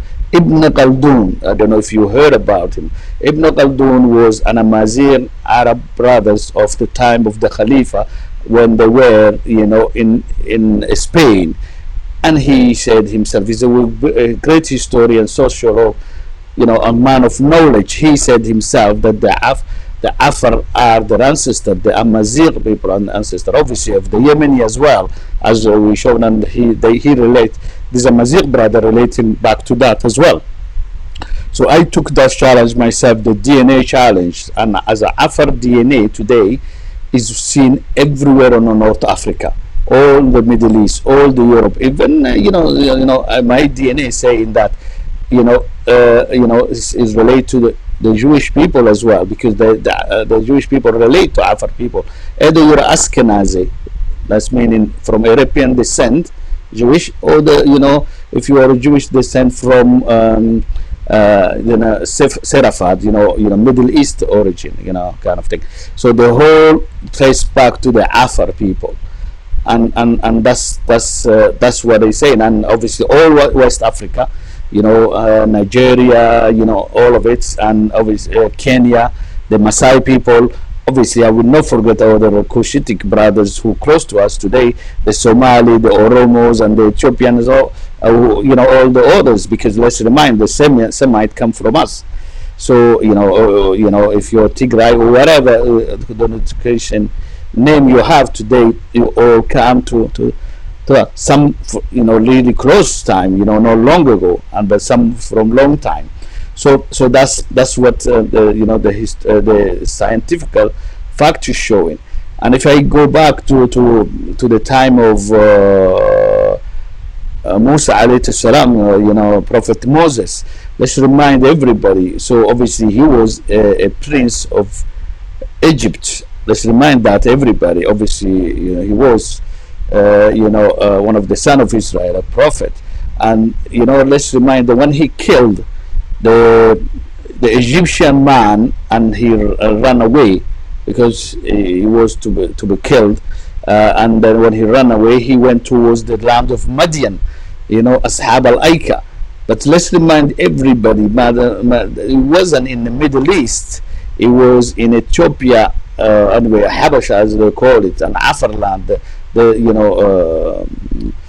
Afar Triangle. That's where he fled to, went south, to Sudan, from Sudan to actually Eritrea, and then obviously came to the land of Afar, who are in Eritrea, Ethiopia, and Djibouti. And when he arrived there, he met, as you know, at the well, two young women who had, the flocks there, and obviously he helped them out. And from there on, they introduced him to the dad. They said, he helped us, the Rosa, this man, or okay, can he stay with us? Obviously, can we give him some food or whatever? And then, let's remind, Shu'aib was a prophet of Allah as well, and all the prophet knew about each other. Then he knew who he was. A man, this was another prophet that came into him, and then when he, Shu'aib, signed an agreement with Moses alayhi salam, where he gonna be staying and he gonna marry his daughter. He gonna be staying for so many years, work for him, and then obviously he would have paid his debt, and then from there on, and then this is where Musa alayhi salam, the prophet Moses, was granted prophethood. Yes, that is where the land of Madian, land of Afar people, this is where he was granted prophethood. This is where God, Allah Azza wa Jal, spoke to him, and where they say to him, give him 9 miracles to take to pharaohs and to reason him, because he is obviously doing things that go against God's, and obviously Moses has as objective to take to free children of Israel of slavery. And this is where it was. This is where you see in the Taha or some other Quran, where he see a light, and then obviously when he see the light, he come, it was a fire, and Allah speak to him. He's saying, I'm God, the master of the whole world, or all this thing. That's where he come, and then he say to give him the 9 ayah. That is a fact. And that there is a mountain today in Djibouti. If you go on that mountain, if you go at the top of that mountain, if you look to the left, you see Ethiopia. If you see to the right, you see Eritrea, and then obviously you are at the top of Djibouti. So that mountain, we call it Musa Ali. But the French, let's remind how the French got involved in all these things. In 1789, France, obviously the revolution, French Revolution, and then the power was taken by the Zionists at the time. So and then what then the connection will come slowly to it. 1829, Napoleon occupied Egypt, and when he occupied Egypt, he obviously Champollion Lejeune, a young Egyptologist, deciphered the language of the pharaohs, the hieroglyphics. When he deciphered it, they knew all the information, the connection with the Afar people. Because let's remind everybody, the Egyptian used to say this is the land of gods and the lands of ancestors. So yes, they knew that, and they knew as well, the travel of Moses to that land as well, and the children of Israel later on. Okay, so yes, and that's what happened. They knew all that information in 1829, but 1862 when the French came, but obviously they had, like I told you, they were since 1789 Zionists, were in power in France. And what they did is obviously they thinking about the greater Israel. This is a holy land, for the children of Israel and its connotation. But this is where Moses was granted, prophethood, where he was given the 9 miracles, and this is where the children of Israel fled to cross the Red Sea in Babel and Mandab, and not on the Sinai, because that's where the thing, the name of Babel Mandab mean the gate of lamentation. Lamentation is the cries you have when people die, and that's the lamentation of the Egyptian army, Pharaoh's army. So this is where the crossing happened, and this is from there on they went up to Palestine. Yes, the Palestine. So that's where everything happened. And obviously the French, when they came that in 1862 to Djibouti, they knew all that. And obviously they want those. This is the Afar land. It's well known Afar land through the Imam time. If you ask to the Ottoman Empire, is documented as Afar. I'll show you a video of President Erdogan, who clearly say about the genocide and the oppression the French colonial power exerts on a lot of Africans and North Africans, and Djibouti and Afar and are there as well, part of the historical, because historically we were part of Ottoman Empire, is well known, and the Afar were leading group in the Horn of Africa of all the Muslim at the time. Ahmed Gure, if you probably heard about it, you know, so was, yes, obviously it was an Afar, you know, and obviously, but we share that things as an all Muslim with the Somali brothers, and obviously Oromos and you know, and Hararis, and we share all that, you know, together at the time. So when the French came, you know, they knew all that history, so they had to wipe Afar peoples of the name of Afar land from that land.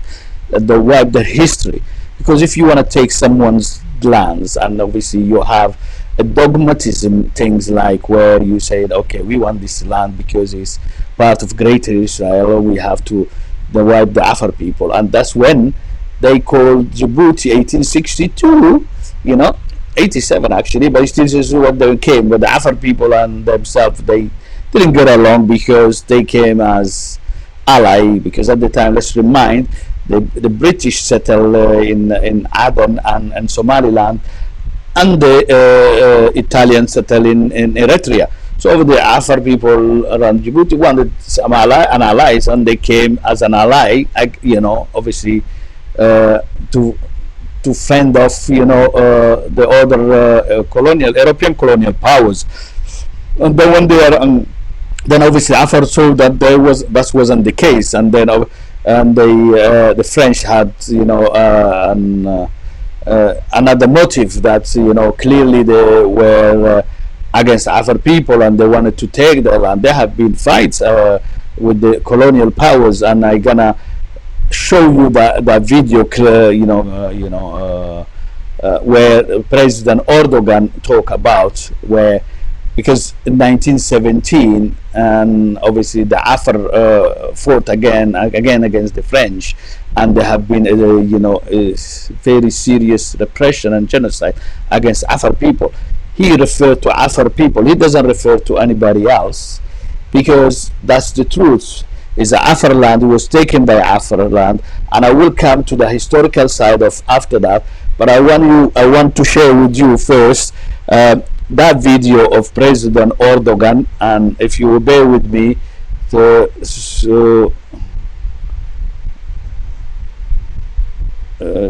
if I go to that thing, choose file. So yes, so if I go to that, and I show you what I'm talking about.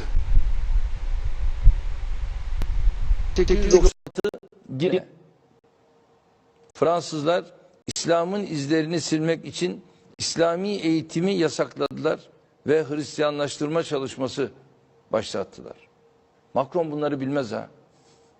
Macron'a ben söyledim, sen dedim daha siyasette yenisin. Önce dedim bunun tarihini bir öğren. Bizim tarihimizde yok diyor. Bak şimdi ben sana tarih dersi veriyorum.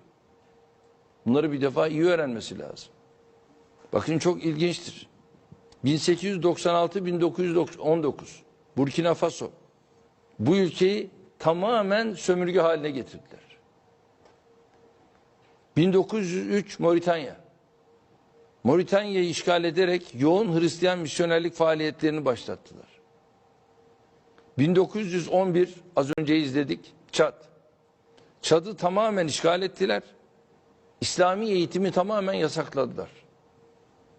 1916 Kamerun. Müslümanlara baskı uygulayarak misyonerlik faaliyetlerini sürdürdüler. 1917 Djibouti. Orası da Müslümandır.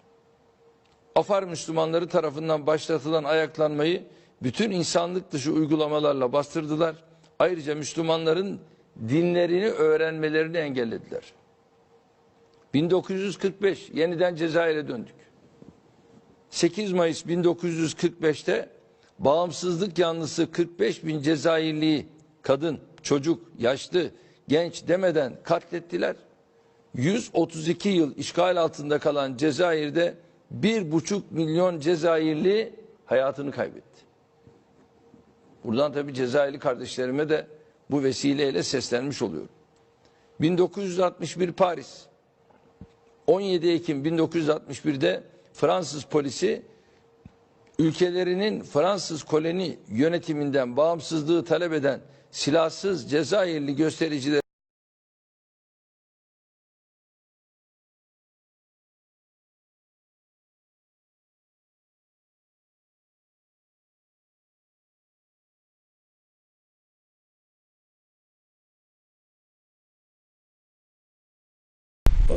yeah.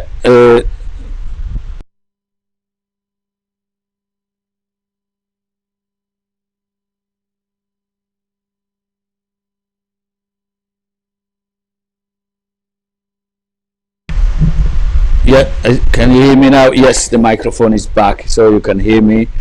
Yes, so this is President Erdogan talking about 1917, about the horrible repression exerted by the French colonialism against Afar people, the native of Djibouti, because that's the truth. And I'll show you later on. Even those people today who say they belong to that country themselves, saying that country doesn't belong to them, it does belong to the Afar people. And what I want to show you is something. Let me go to. So if I go back to the.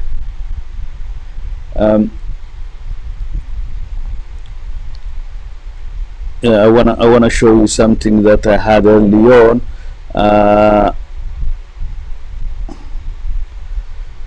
I'll come back to that. So I'll come back to that. I'll come back to that. So let's go back to where we were. Yes, so that's what he's saying. I will show you another video of someone called Buh. You know, where he's talking about that, but I wanted before that to show you something else. But let's see if I can have that that you know, so that's things available here.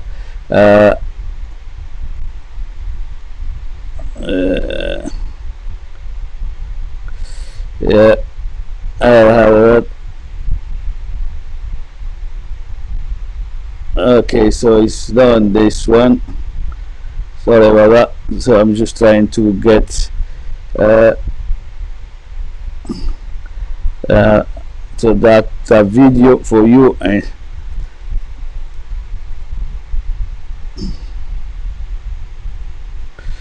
Yes, yeah, that's what I want to show you here. Is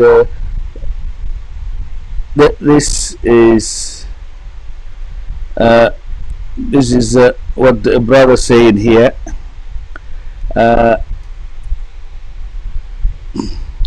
So if I go back to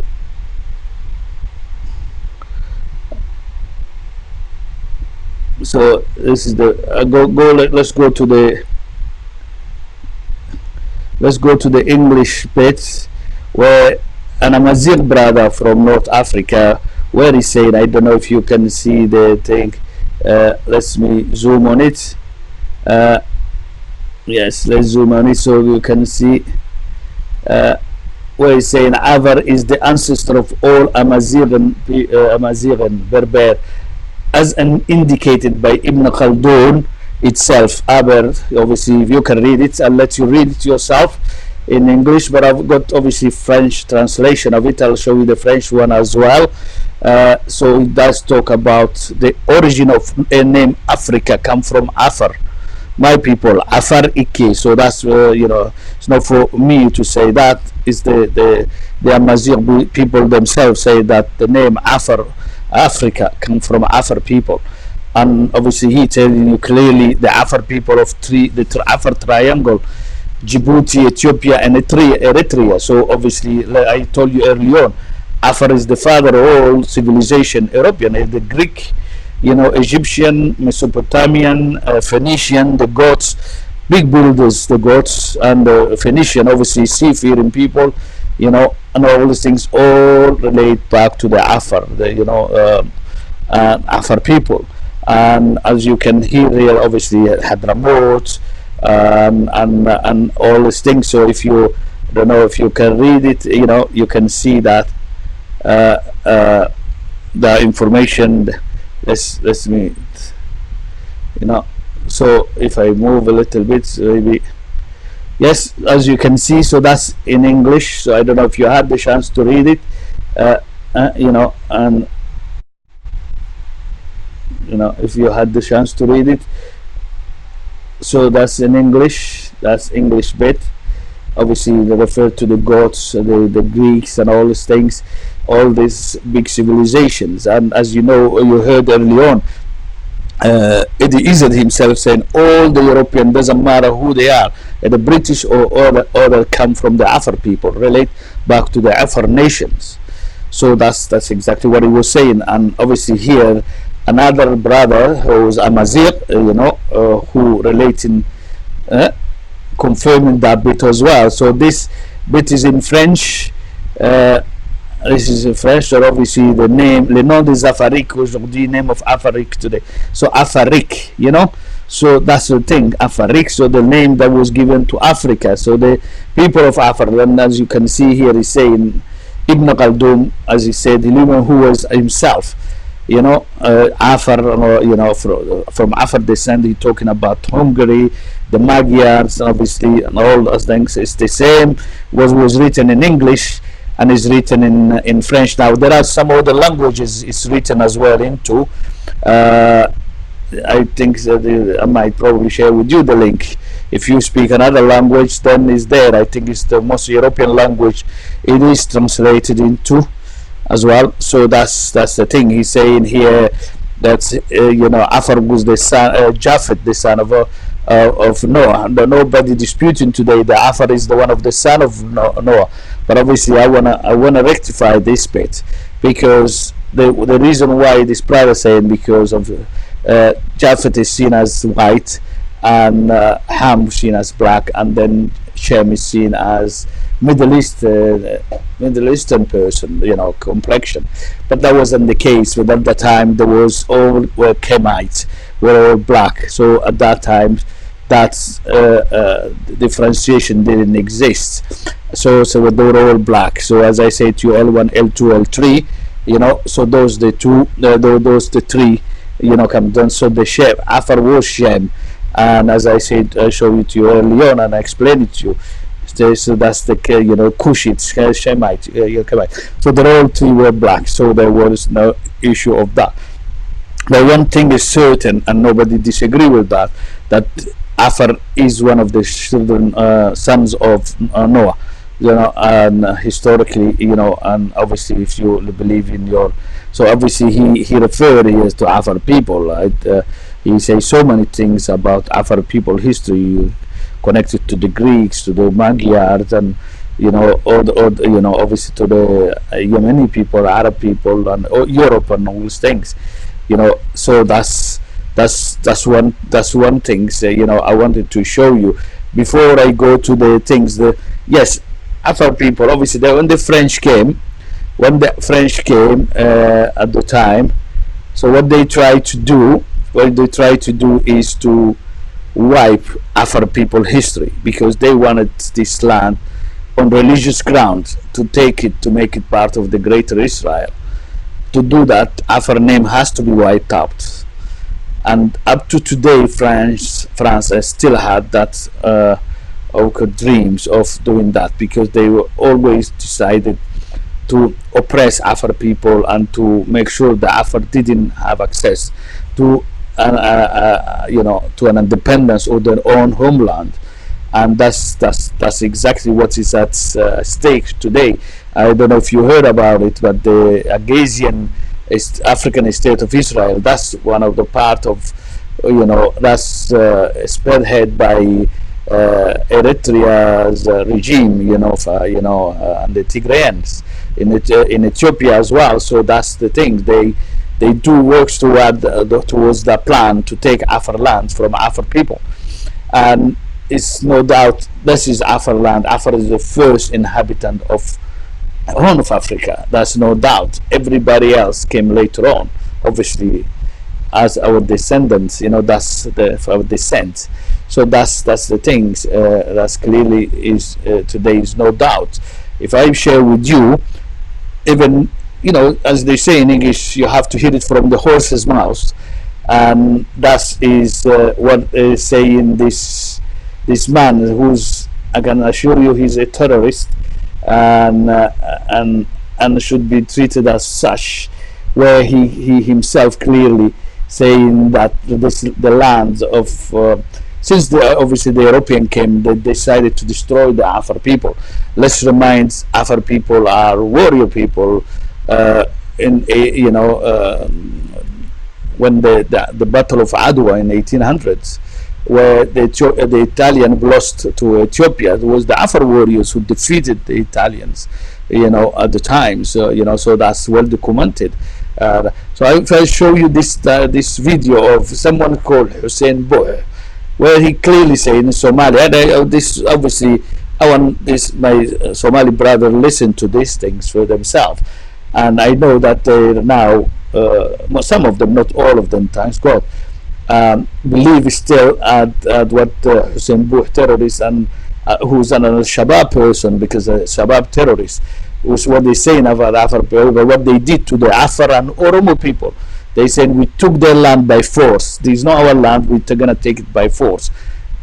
We are in 21st century. Nobody can take someone's land by force and killing people, communist genocide and all these things, just because they have a country, a rogue regime in Djibouti is behind them, supporting them and financing them, arming them, until civilian.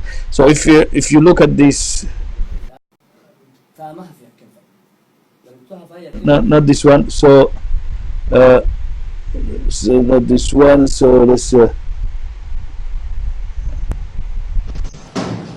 Dhulka aan haysan oo dhan dhiig baan ku qabsan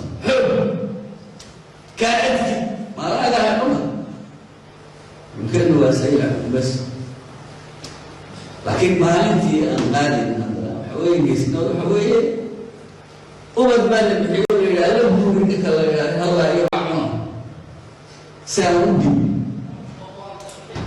reer dhiig buu ku joogay baa waa halkaa ka bilan dagaal Afar baan ka qaadnay soo ma ilaa hawaas marka waxa weeyaan inaan garanno dhulka aan degannahay rag baa leh. Afar waa dowlad maanta, ciidan bay leedahay, lacag bay leedahay. Oromo sidaas oo kale ciidan bay leedahay, rag bay leedahay, dowlad bay leedahay. markii haddii waraqabkayga iga baxo xasan waxaan idhi taariikhdaynu soo sidaa ma aha dee dadkii way xoroobeynay markuu iyagu taari buuteen ay dilayaan isaayada soomaalihan kan lagu yidhi boqorkeyga garab ha noo noqoto soo.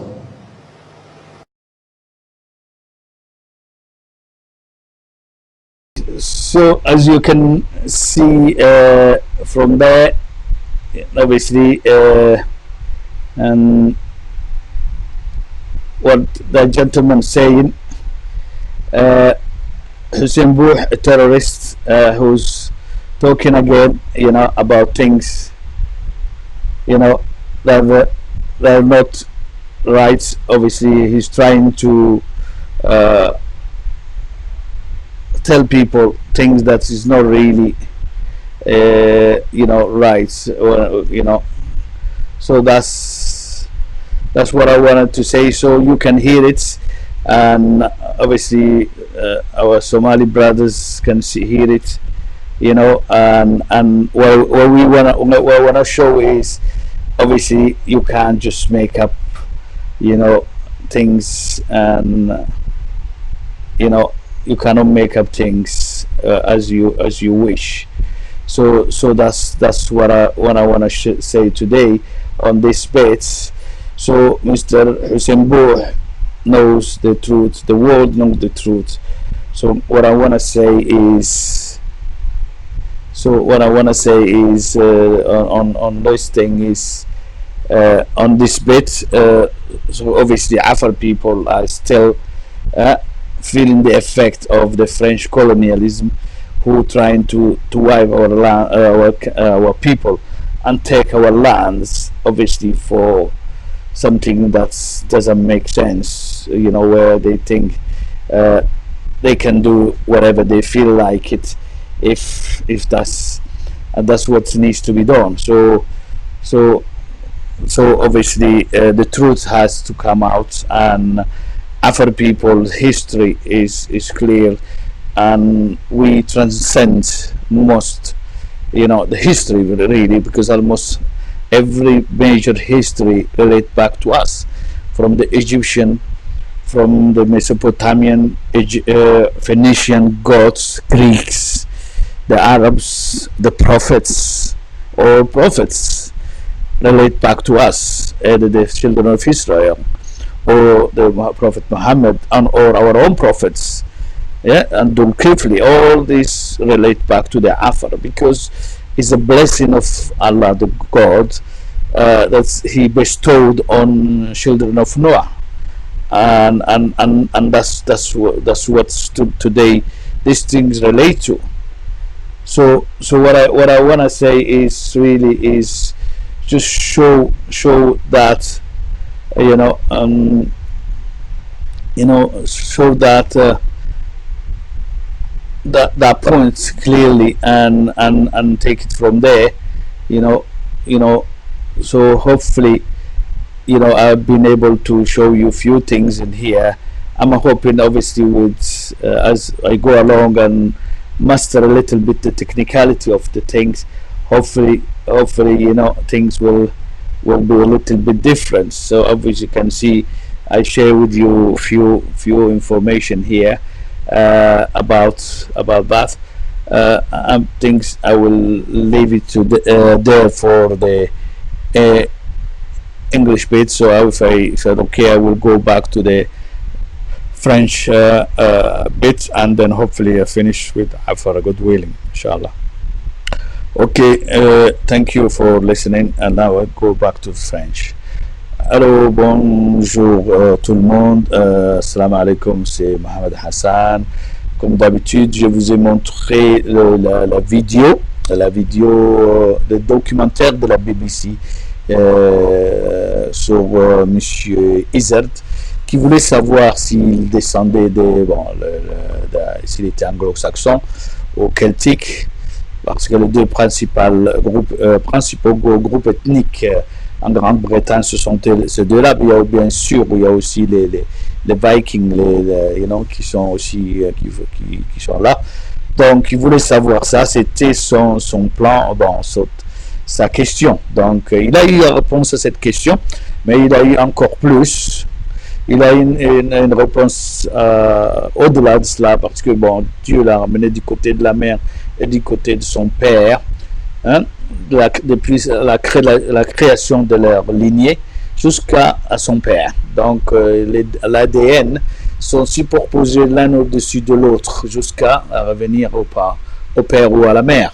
Donc du côté de sa mère, il a fait ça. Donc notre intérêt en tant qu'Afar, c'est parce que du côté de la mère, ça montre le direct lignage de donc c'est ce qui se passe, que il vient, donc il revient en Afrique, parce que tout le monde revient en Afrique, aux sources africaines, quand on recherche les origines.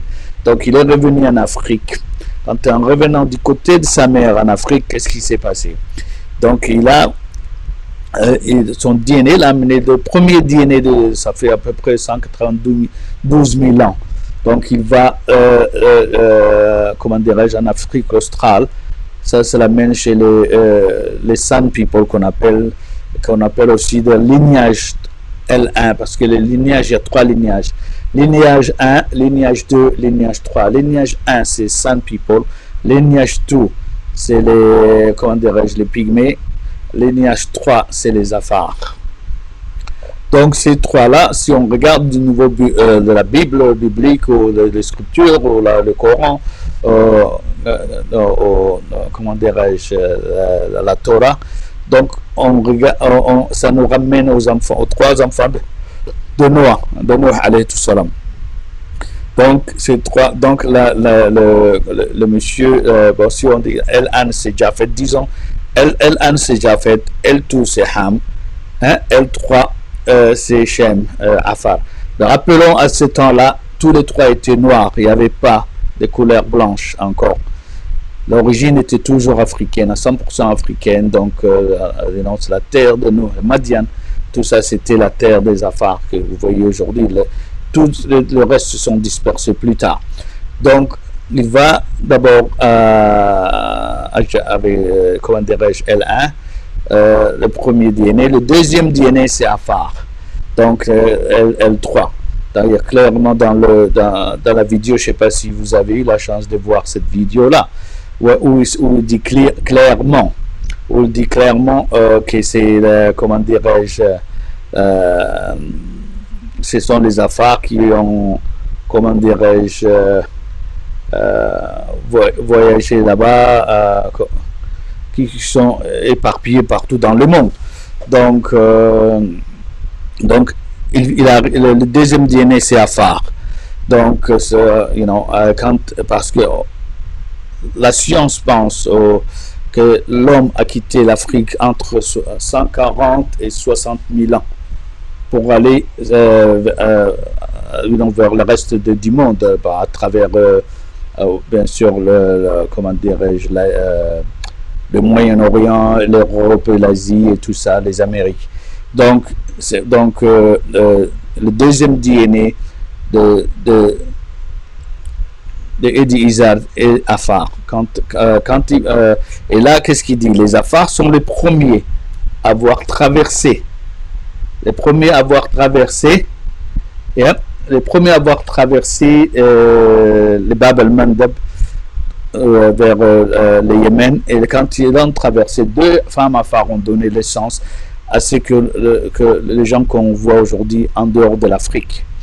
Donc il y a le N qui sont les Yéménis, de naissance aux Yéménis, qui ont donné naissance aux autres gens du Moyen-Orient, bien sûr tous les Européens. D'ailleurs lui-même il dit dans ce documentaire, il dit tous les Européens sans exception descendent du N, bien sûr de l'Afar, les 3 Afar. Le M, c'était pas un sujet d'intérêt pour lui parce qu'il voulait se concentrer sur sa lignée. Donc le M, c'est aller vers le reste de l'Asie et l'Australie et les Amériques. Donc ça c'est le M. Ce 2 femmes Afar qui ont donné naissance au reste de l'humanité en dehors de l'Afrique. C'est clairement ce qu'il dit en anglais. C'est clairement ce qu'il dit en anglais, c'est scientifiquement prouvé. Donc il dit que si vous suivez son itinéraire, d'ailleurs un des itinéraires l'amène vers la Méditerranée, vers la Grèce, la Rome, où il va.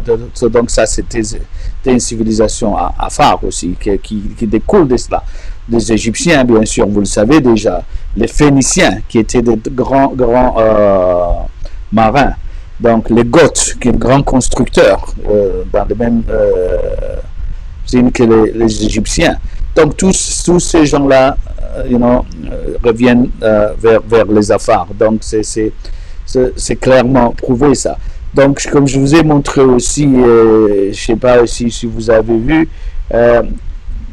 ça c'est écrit par un frère Amazir. Les Amazirs sont les Berbères qui habitent le nord de l'Afrique. D'ailleurs, quand j'ai pris mon DNA Afar, donc le DNA me dit clairement que tout ce monde-là, que de l'Égypte jusqu'à Sahara, Ils disent que mon DNA se trouve là-bas, en tant qu'Afar, bien sûr. Donc, clairement, ici, c'est Frère qui a écrit dans plusieurs langues, ici, sur un blog, il parle les noms des Afariques.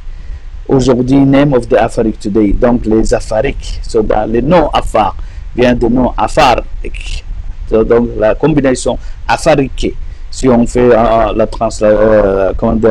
l'interprétation en Afar. Donc, le mot Afrique lui-même vient des Afars. Et lui, ce frère-là dit lui-même que ce frère Amazir, qui est tunisien, rappelons qu'Ibn Khaldoun, qui est aussi Amazir tunisien, qui vivait au temps de Khalifa, qui était un grand historien, sociologue, un homme instruit, au temps de Khalifa en Espagne et tout ça. Rappelons que les Européens n'avaient pas de sciences. C'est Ibn Khaldoun et l'islam qui leur ont rapporté. Rappelons, avant l'islam, les Arabes étaient aussi dans les ténèbres, parce que Allah le dit dans Youssouf, que les Arabes, avant le Coran, étaient dans les ténèbres, ils n'avaient pas la connaissance. Donc, Allah dit clairement. Donc, l'islam, Allah a donné ça aux Européens. Ibn Khaldoun lui-même qui dit qu'il est Afar, qui a des descendants des Afar. Et si vous lisez ici, comment dirais-je, je vais essayer de grandir pour que vous puissiez le lire. Donc, voilà. J'espère que c'est clair pour vous, pour lire sur vos écrans.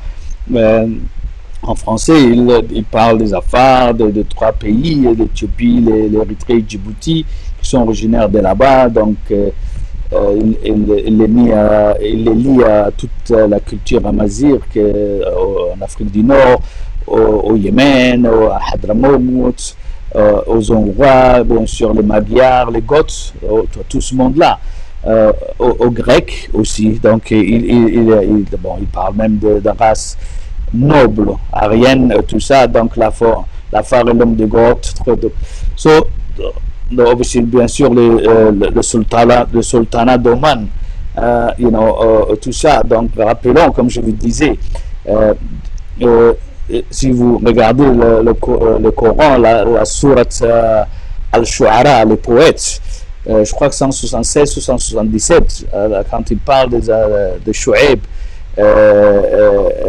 Ashab al-Aika, Ashab al-Madian. D'ailleurs, la Bible et la Torah clairement dit que Shu'aib était un Éthiopien, Jethro.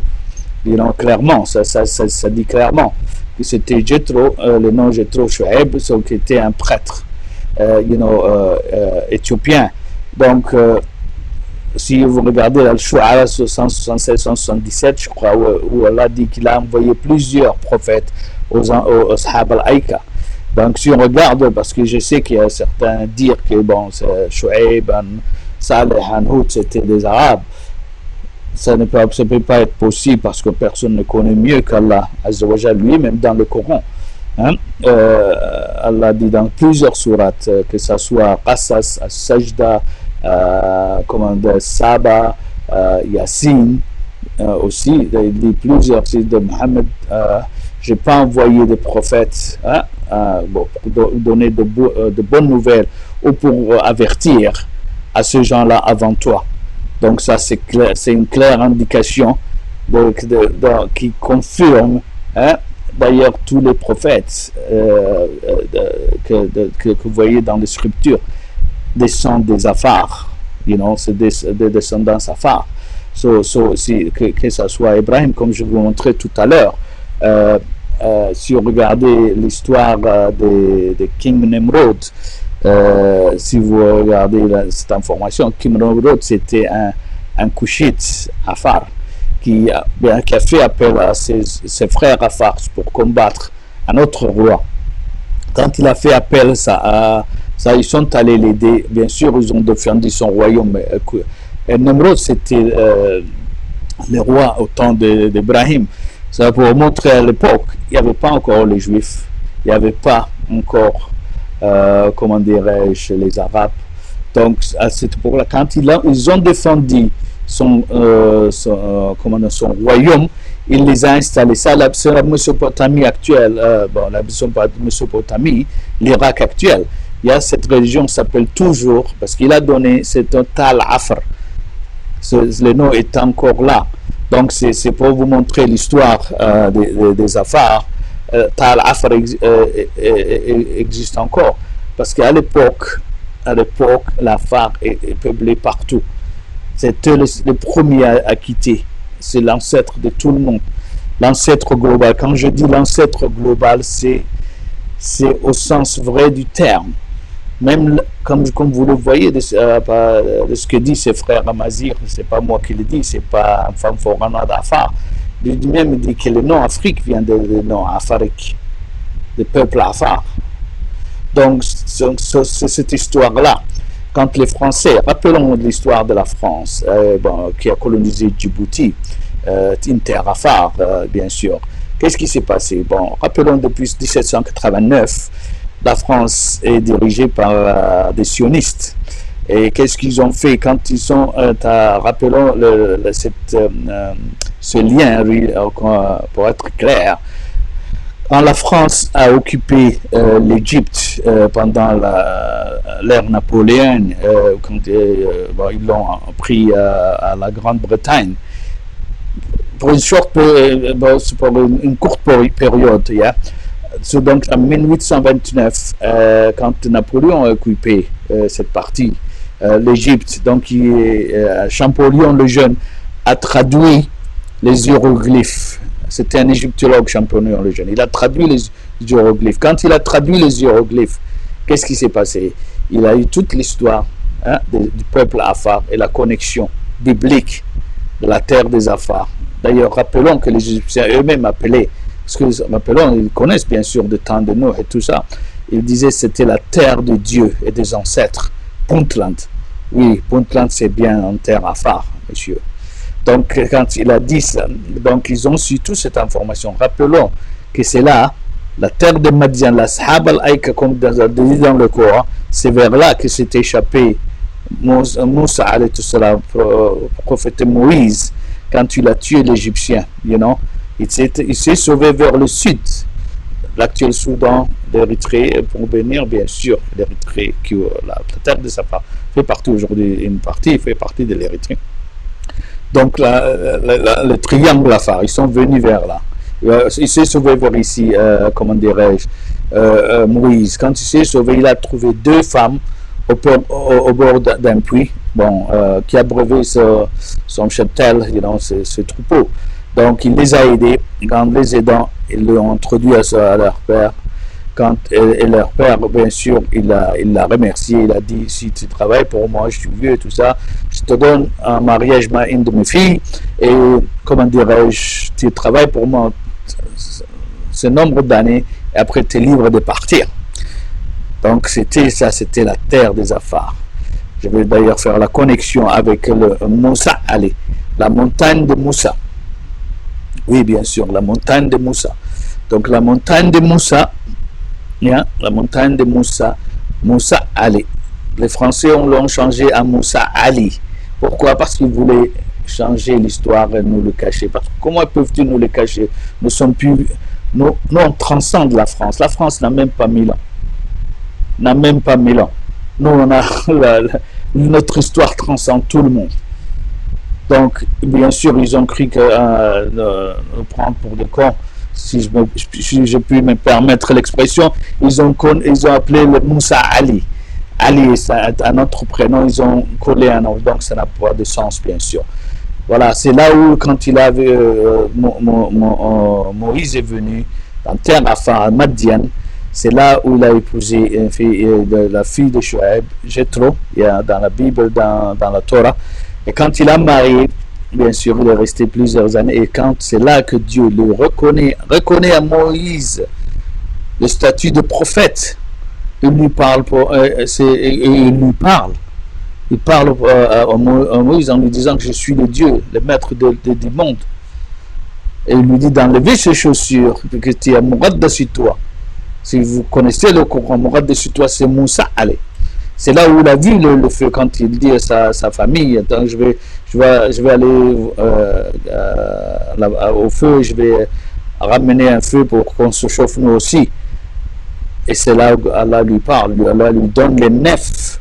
C'est là où Allah lui donne les 9 signes, ayats, qu'il doit amener pour convaincre Pharaon qu'il est prophète, un messager d'Allah, hein, et qu'il doit libérer les enfants d'Israël. C'est là où, c'est exactement, c'est là où ça s'est passé. Bien sûr, rappelons, mettre sa main sous ton aisselle, elle va sortir blanche. D'ailleurs, ça donne rappelons, je vous disais, au temps d'Ibrahim, ils étaient de Couchite et tout ça. Même au temps de Moussa alayhi salam, les Israélites étaient des, comment dirais-je, toujours des Couchites. D'ailleurs, si on parle de miracle, si d'après ce qu'on dit, si les enfants d'Israël étaient blancs, en faisant rentrer une main blanche pour qu'elle sorte blanche, il n'y a pas de miracle, bien sûr. Il fallait que ça soit noir pour qu'elle sorte blanche, pour que ça soit un signe miraculeux. Donc c'est ça. C'est un autre point d'ailleurs que je voudrais montrer ici. L'Égypte, le temps de Pharaon, comment dirais-je, le Pharaon tuait tous les nouveau-nés mâles d'Israël tous les 2 ans. Cette année, il tuait, l'année d'après, il ne tuait pas, la troisième, il tuait encore. Pourquoi il faisait ça? Parce qu'il avait besoin d'esclaves. S'il tuait tout le mal, donc il n'y aurait pas d'esclaves. Donc c'est pour ce qu'il y avait une prophétie, bien sûr, que le pharaon savait, dont il savait qu'un jour ça allait causer sa perdition, son régime et sa dynastie. Donc c'est pour cela qu'il a commencé à faire ça. Donc si les enfants d'Israël étaient blancs, donc ça aurait été facile pour savoir que Moïse, quand il a été récupéré par la reine, comment dirais-je, égyptienne, qui devenait un prince, s'il était blanc, tout le monde aurait su que c'était un enfant d'Israël. Bien sûr, il était couchite, noir comme tout le reste des Égyptiens, des Afar et tout ça. Donc ça, c'est un des signes. D'ailleurs, le Coran le dit clairement. Il n'y a pas de doute. L'ancien président égyptien avait dit, quand la Palestine, les Israéliens, comment dirais-je, revendiquaient, les sionistes revendiquaient le pays, l'Égypte, il a dit, comment ça se fait, vous êtes partis de nous noirs et vous êtes revenus blancs. Bien sûr, c'est donc ça c'est un autre. Donc quand ils sont venus, les Français avaient tous cette histoire à travers la traduction ou le déchiffrage des hiéroglyphes par Champollion le Jeune. Donc quand ils sont venus en 1862 pour coloniser Djibouti, l'Afrique, la terre des Afar, ils savaient exactement, les Égyptiens, rappelons, étaient des gens qui avaient un très grand knowledge de typographie, cartographie, histoire, sciences, les astres, tout ça, physique. Donc ils avaient tous ces knowledge. Donc les Français, quand ils sont venus, rappelons, la France n'a même pas 1000 ans, donc ils ont su ça à travers ce qui est écrit. Ça, c'est à la portée de n'importe qui. Une fois on connaît la langue, on connaît l'histoire. Donc c'est pas quelque chose qui se sont approprié eux-mêmes. Donc ils sont venus avec un ferme plan de raser les affaires de l'histoire. Parce que pour prendre quelqu'un, pour revendiquer, quel que soit les dogmatismes sur lesquels on revendique un pays, il faut le faire disparaître. Il faut que toute connexion historique de ce peuple doit être anéantie. Donc quand les Français sont arrivés dans la terre qu'on appelle aujourd'hui Djibouti, donc c'est là où c'est, bon, bien sûr, les 9 ayats a été donné à prophète Moïse. C'est là où, comment dirais-je, son statut de prophète lui a été reconnu. C'est ça aussi. C'est là aussi la terre des Afar. Quand il est parti avec les 9 ayats, et qu'il a amené, qu'il est en train d'amener les enfants d'Israël, Moïse en dehors, il est allé encore une fois vers le sud, le Soudan, comme l'actuel Érythrée, jusqu'à pour venir à la terre des Afar, le triangle Afar. Et rappelons que quand ils sont venus directement de là. Donc quand ils sont venus, c'est de là, à partir de là, que la traversée s'est faite. La traversée de Bab el-Mandab, le mur de lamentation. C'est lamentation, vous savez, c'est les pleurs quand on a perdu des gens. C'est là où l'armée du pharaon a été engloutie. Parce que pourquoi ils ne sont pas allés vers le Sinaï ou la traversée, la mer Rouge là-bas? Parce qu'à l'époque, c'était pas possible. Bien sûr, Allah pouvait le faire possible, mais à l'époque, parce que c'était un signe, c'est le signe d'Allah, parce qu'il voulait qu'encore il passe par la terre de Noé. Parce que rappelons qu'il y avait vers le nord, ici c'était le Sinaï, après tout ça. Donc, cette partie-là, c'était comme Schengen. Parce que Schengen, vous connaissez, ceux qui habitent dans la zone Schengen, on peut passer d'un coin à l'autre sans problème. Mais si vous êtes en dehors de Schengen, donc il y a des contrôles et tout ça, c'est le même type qui s'est passé. Si vous êtes aux États-Unis, en Amérique par exemple, la facilité qu'il y a entre le Canada et les États-Unis, vous avez vu, il y a un mur de Trump avant ça, entre le Mexique et les États-Unis. Donc exactement, c'est là, ils sont allés vers la terre des Afars. C'est là où la traversée s'est faite. C'est là où la traversée s'est faite. Et ça, donc cette connexion que les Français, d'ailleurs, c'est les sionistes, veulent, la raison pour laquelle ils veulent s'accaparer la terre des Afars. Les Afars connaissent bien sûr leur histoire, ils connaissent, ils savent, ils transcendent pratiquement tout le monde. Sur le point de vue historique, donc on connaît cette histoire. Donc d'ailleurs tout à l'heure, je ne sais pas si je vous ai montré cette vidéo, j'ai montré en anglais, mais je vais probablement, comment dirais-je, la montrer, comment dirais-je, où les d'ailleurs je vous ai montré où le président Erdogan qui parle de ces génocides, cette visée de la France d'effacer le nom des Afars de l'histoire. Si je vais si je vous montre ce truc, voilà, cette vidéo là, vous écoutez, c'est en 1917. Il parle des Afars, non seulement des Afars, mais de la colonisation, la terrible colonisation française, les génocides que la France a commis contre le peuple africain, qu'ils soient nord-africains et africains.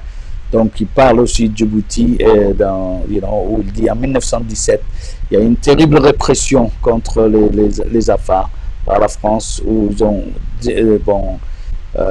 combattu les Afars, tout simplement parce qu'ils étaient musulmans et bien sûr la colonisation terrible de la France. Donc il fait référence, rappelons qui est Erdogan, bien sûr, c'est le président turc, mais aussi c'est l'héritier de l'Empire ottoman. Rappelons que les Afars faisaient partie de l'Empire ottoman avant l'arrivée des Européens. Donc il connaît l'histoire, les archives et tout ça. Donc nous, on était les leaders de l'Empire ottoman sur la corne de l'Afrique, avec nos frères somaliens, les frères Oromo, les Harari et tous ces gens-là. Donc on était, ils connaissent l'histoire des Afars. Bien sûr, si vous voulez écouter ça, d'ailleurs 1917, je vais venir sur le point de vue historique de ce que cela veut dire aussi, parce que rappelons que c'était une terre Afar quand les Français sont venus en 1862 et la France a tout fait pour faire en sorte que le nom disparaisse, parce qu'ils ont appelé ce territoire côte française de Somalie, alors qu'il n'y avait pas de Somalie à l'époque. sur ce territoire. C'était un territoire Afar.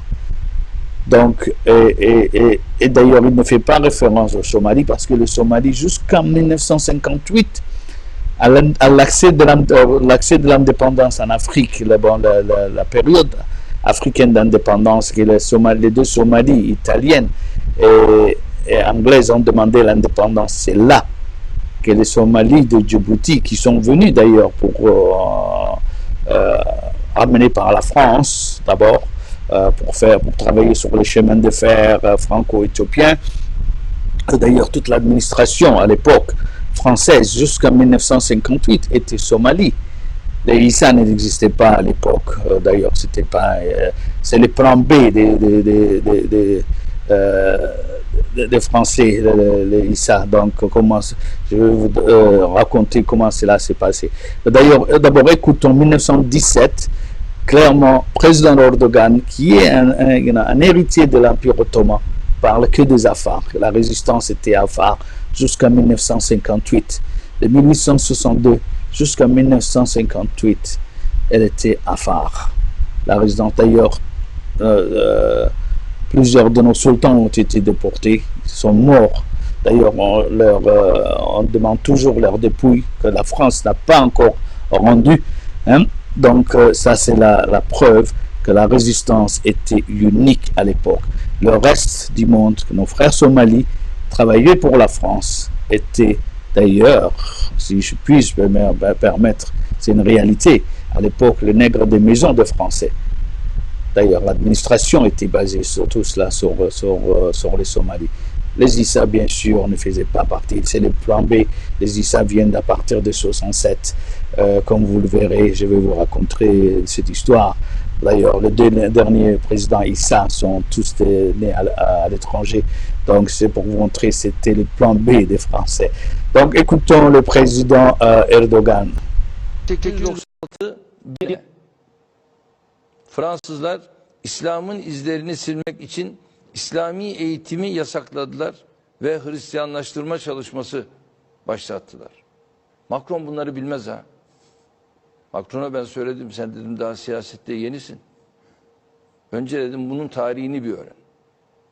Bizim tarihimizde yok diyor. Bak şimdi ben sana tarih dersi veriyorum. Bunları bir defa iyi öğrenmesi lazım.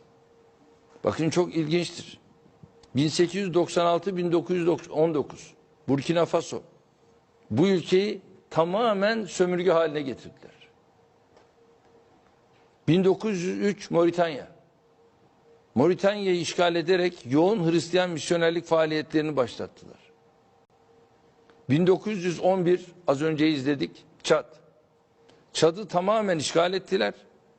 İslami eğitimi tamamen yasakladılar. 1916 Kamerun Müslümanlara baskı uygulayarak misyonerlik faaliyetlerini sürdürdüler. 1917 Djibouti, orası da Müslümandır. Afar Müslümanları tarafından başlatılan ayaklanmayı bütün insanlık dışı uygulamalarla bastırdılar.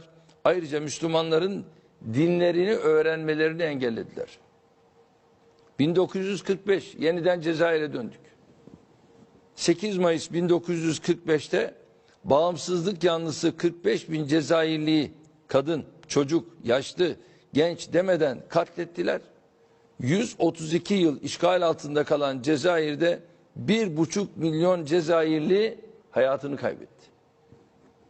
Buradan tabii Cezayirli kardeşlerime de bu vesileyle seslenmiş oluyorum. 1961 Paris. 17 Ekim 1961'de Fransız polisi ülkelerinin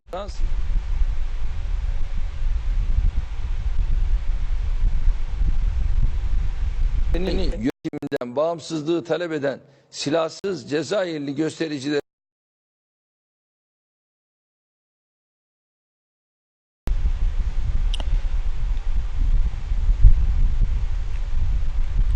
Ok, vous m'entendez, j'espère.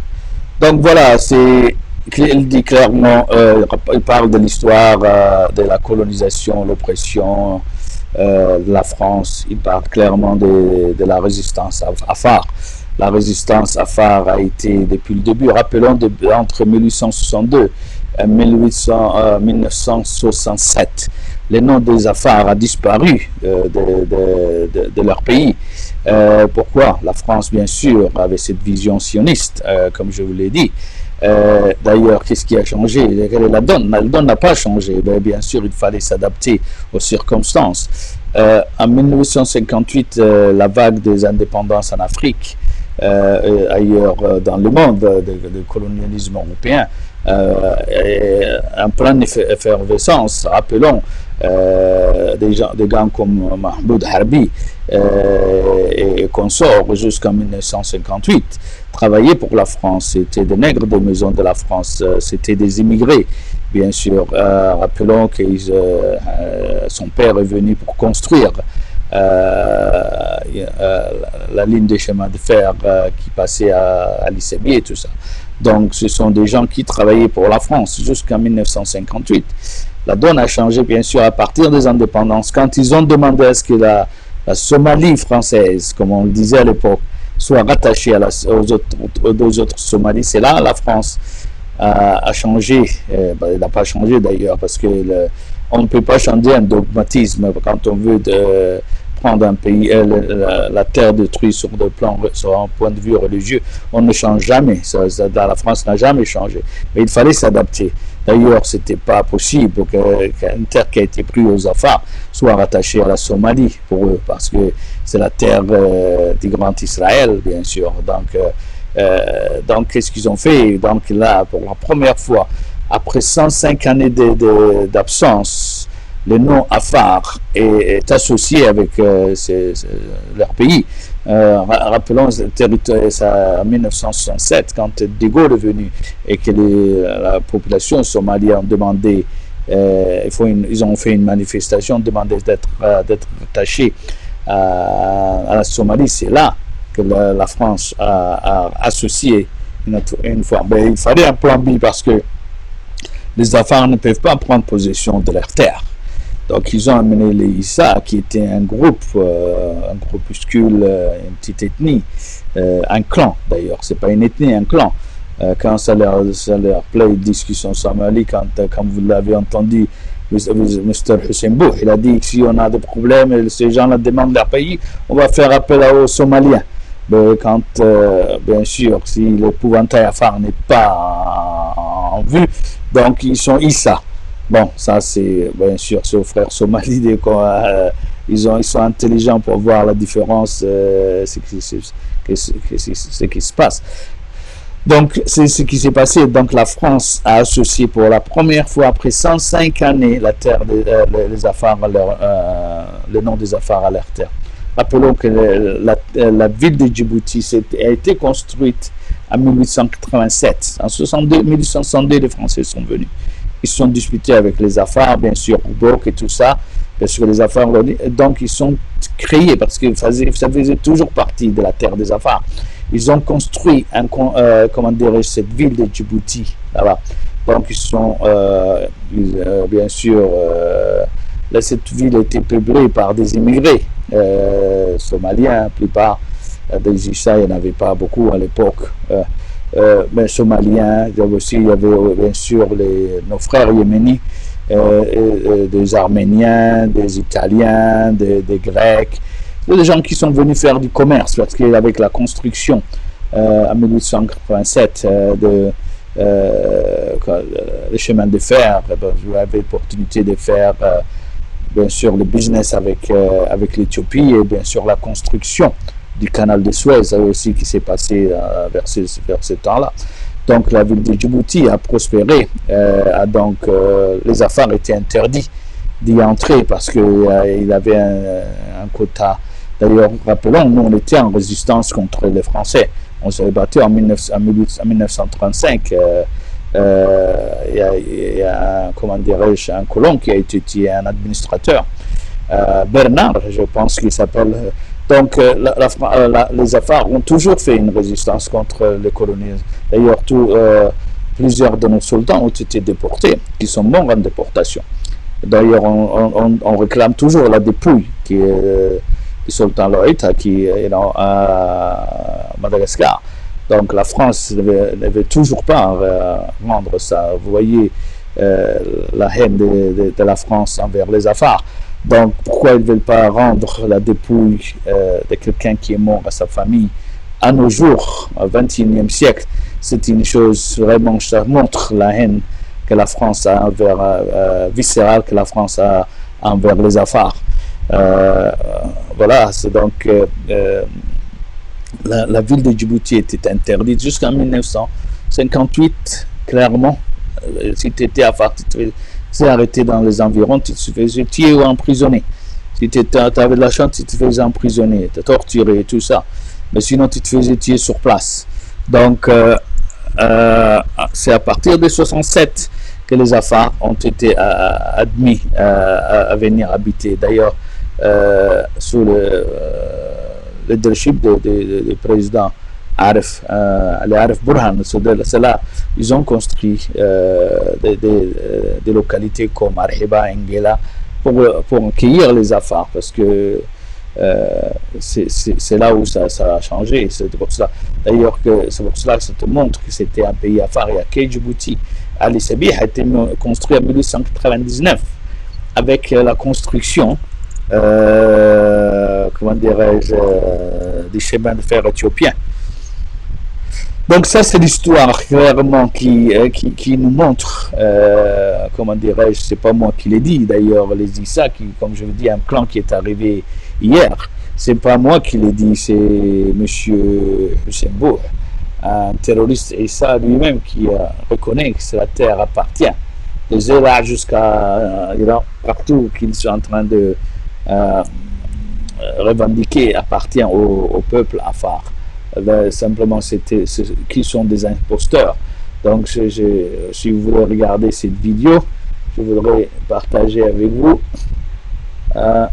Voilà, c'est ici. D'ailleurs, il le dit en Somalie. Je crois que les Somaliens peuvent écouter ça et ils comprennent bien sûr. C'est aussi un sous-titre en Afar et en français. Clairement, il dit que cette terre ne leur appartient pas, c'est une terre Afar. Et aussi, bien sûr, qu'ils ont volé la terre des Oromo aussi. Ils ont pris tout par la force et ils vont essayer de les garder par la force. Et si un jour, ils se font challenger par les Afars ou les Oromo, ils vont appeler leurs frères somalis pour se battre pour eux, pour ce qui ne leur appartient pas. Donc voilà, écoutons cette vidéo-là. C'est clairement, c'est pas moi qui le dis, c'est le voleur lui-même qui le dit.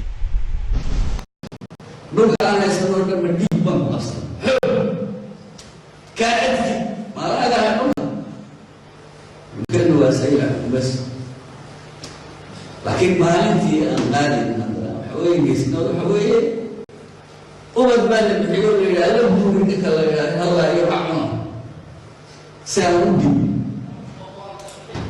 reer dhiig ugu joogay waa halkaa ka bilan dagaal anfar baan ka qaadnay soo maa ilaa hawaas marka waxa weeyaan inaan garanno dhulka aan degannahay rag baa leh anfar waa dowlad maanta ciidan bay leedahay dacag bay leedahay oromo sidaas oo kale ciidan bay leedahay rag bay leedahay dowlad bay leedahay markii haddii waraqabkayga iga baxo xasan waxaan idhi taariikhdayda soo sidaa ma aha dadku way xoroobeen markuu iyagu taan buuteen ay dilayaan isaayada Soomaaliya hadda lagu yiri boqorkeeni garab aan loo noqoto soo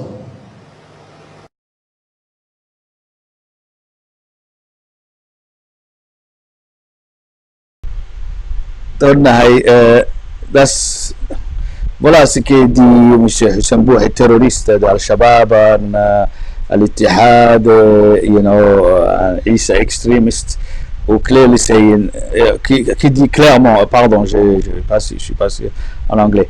Yeah, ça c'est la voix d'un extrémiste, Isa Hussein Bour, qui fait partie d'Al-Shabaab et Al-Ittihad, qui dit clairement que cette terre, nous l'avons volée aux Afars et aux Oromo jusqu'à Awash, des ailes jusqu'à Awash, c'est pas notre terre. C'est une terre qu'on a pris par la force en versant le sang et tout cela. Donc, c'est pas moi qui le dis, c'est un aveu, clairement. Donc, les frères somalis, si vous voulez mourir pour l'injustice, parce que Dieu ne dort pas, vous savez que maintenant, si vous ne le saviez pas avant, je sais que vous le saviez, mais aujourd'hui vous l'entendez. Parce que si vous mourrez sur cette terre injustement, Dieu vous saurez que vous êtes mort injustement et vous aurez votre, comment dirais-je, votre part, votre part dans ce qui se passe, l'injustice. Parce qu'Allah n'aime pas l'injustice. Vous savez que cette terre appartient aux Afar. C'est une terre Afar. D'ailleurs, clairement, il dit, si demain, c'est les Afars et les Oromo revendiquent cette terre, leur propre terre, nous, on va faire appel à nos frères somaliens. Et ce sont pourtant ces gens, quand ça les arrange, ils disent qu'ils ne sont pas somaliens, ils sont Issa.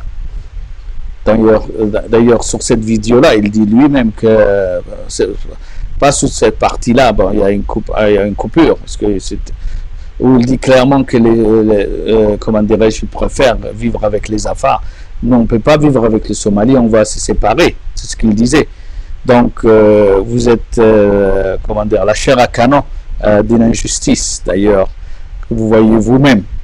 C'est pas moi de vous dire exactement ce qui se passe. La situation est très claire ici.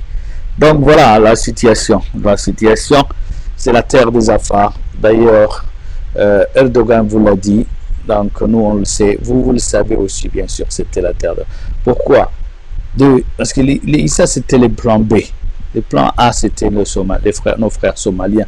Bien sûr, là, depuis l'indépendance, mais la vraie raison mes frères, c'est que devrait nous unir tous. Cette terre est une terre sacrée. La France sioniste le sait. Et le plan de la France sioniste est d'en faire partie du grand Israël. Ça, je vous le dis, ça c'est pas un flux, c'est la réalité. Parce que la connotation religieuse de ce pays, c'est la terre de Noé, c'est la terre de Chouaib, de Moussa, tout cela c'est une terre sacrée. Et ils le savent. Et c'est la terre de Dil Koufli, Azwar. Vous savez, quand Moussa alayhi salam, il demande le savoir, il dit, Allah, je veux avoir la connaissance, je voudrais avoir accès à la connaissance. Rappelons, je vous ai dit l'achèvement que les descendants des Afar ont fait. Il dit, tu vas aller dans le Surat Al-Kaf, il le dit clairement à Dil Koufli, il dit, il y a un Ibaduna, un de nos hommes qui est reconnaissant, qui a tous ces savoirs, tu vas le rencontrer, il se trouve au bord de la mer, tout ça. Et c'est exactement la situation. C'est une terre sacrée d'Allah. Et c'est pour cela qu'ils savent la connexion, les sionistes savent la connexion publique de cette terre. Aujourd'hui, la France, qui n'a même pas 1000 ans, ne peut pas nous faire l'histoire. Nous, on connaît plus qu'elle, parce que on avait une raison pour appeler cette montagne Moussa, elle est la montagne de Moussa. Parce qu'on avait la connaissance, on avait cette connaissance. D'ailleurs, j'ai vu tout à l'heure, je ne sais pas si Mr. Youssouf Bouha m'écoute, Bédifera, la langue, l'écriture Afar, qui existe depuis des millénaires, qui sont engravés sur des pierres et tout ça, qui a été déchiffré par Mr. Bouhana. D'ailleurs, je suis un supporter acharné de cette découverte. D'ailleurs, je voudrais qu'elle soit, j'encourage tout le monde comment dirais-je, à supporter cela, c'est de faire en sorte qu'on change. D'ailleurs, la langue Afar, comme vous avez entendu, Allah yarhamu, Dr. Gamal Din, qui est mort vendredi. Vous avez probablement entendu Demis Enredo, les deux qui ont écrit, la langue Afar, qui ont fait en sorte que ce soit mis en place l'écriture de la langue Afar, la promotion de la langue Afar, la culture de la langue Afar. Allah yarhamou, il est mort récemment. Donc c'est pour vous dire l'importance de la langue Afar, de l'histoire des Afars. Bien sûr, vous connaissez Lucie, Hardy, Idaltou et tous ces, comment dirais-je, de vieilles découvertes de restes humains, qu'on a trouvé, les paléontologues et tout ça qu'ils ont trouvé. Donc pour vous montrer, l'importance de cette écriture, c'est une langue qui remonte bien au-delà des autres écritures. Donc c'est la langue Afar. Donc c'est un alphabet Afar. Donc Dieu nous a donné tout. Bien sûr, les Afars ont d'ailleurs Shu'aib, que ce soit Shu'aib ou les autres prophètes, qu'au Pharaon, bien sûr, on n'a pas toujours été reconnaissants, certes. Mais ceux qui sont aujourd'hui vivants sont ceux qui ont été reconnaissants. Ceux qui n'ont pas été reconnaissants d'entre nous ont péri. D'ailleurs, on connaît dans le Coran. Mais ceux qui sont aujourd'hui aussi, ce sont ceux qui sont restés croyants et bénis. D'ailleurs, rappelons, nous avons véhiculé cette religion de l'islam depuis Noé à nos jours. D'ailleurs, si vous regardez le Coran, si vous lisez le Coran avec attention, vous allez voir tellement de mots Afar qui existent dans le Coran. D'ailleurs, ça montre l'antériorité, la transcendance de la langue Afar, du peuple Afar sur le reste de l'humanité. Donc voilà ce que je voulais dire. Cette Bédifera, c'est quelque chose que je voudrais personnellement apprendre. Peut-être je devrais rentrer en contact très bientôt avec Mr. Youssef Bouha, faire en sorte de promouvoir cela, faire en sorte que ça voie le jour, parce que je ne vois pas pourquoi on utiliserait, comment dirais-je, l'alphabet latin, alors qu'on a une écriture aussi noble, aussi vieille, qui transcende le reste. Donc je crois qu'un patriote Afar, c'est quelque chose qui m'excite beaucoup, d'ailleurs, sur ces points-là. Donc je voudrais bien sûr faire tout en sorte que ça voie les jours, et que M. Bouha ne soit pas le seul à, comment dirais-je, à prendre le fardeau. Donc on doit tous l'aider à faire en sorte que c'est la veille du jour. Bien sûr, le pouvoir sur les trois pays, Éthiopie, Érythrée et Djibouti, ne voudront pas cela, parce que tout ce qui fait l'honneur, l'histoire des Afars et leur cauchemar, ils vont tout faire pour que ça ne voie pas le jour. Donc voilà. Donc ce que je vous disais, je vous ai montré en français ce que je pensais maintenant je vais essayer brièvement d'aller en Afar. Pardon. Voilà. عفرتو بكري أهلا وسهلا أرحب سينك أرحي وكحتو بنينا هاي محاي ربي نيجو في السجيه اللي كهرح دكتور جمال الدين ريدو رابني ورسنا اللي كهرح متى نكتايسي خيرك هاي كهتار جينا دمش كيرودو دو إنكي عفر كابو مريمة أنا عفر بقى عكي عفر فيا هاي تايدادو فيا هي مرحينيني ya toh nargehi toh lu kadasuma gahistan fardinta inki halan kelo wadi so wadi tiyaru bes gabo video yelu bes ge away manguma khtima yu video ruba ma o video katub lenina hay targeni afara deemi afara benimi la way fanay afay aada afay inki wo inki tubleni hay warhim farama hay الديابان فرما عفر أيدادو سيني كاور سنة دماك عفرك برهنا بمتنا كل ما عفرها جحيسام سيني ورسيه سيني أرجع هيتان ما ونمو عدو نمو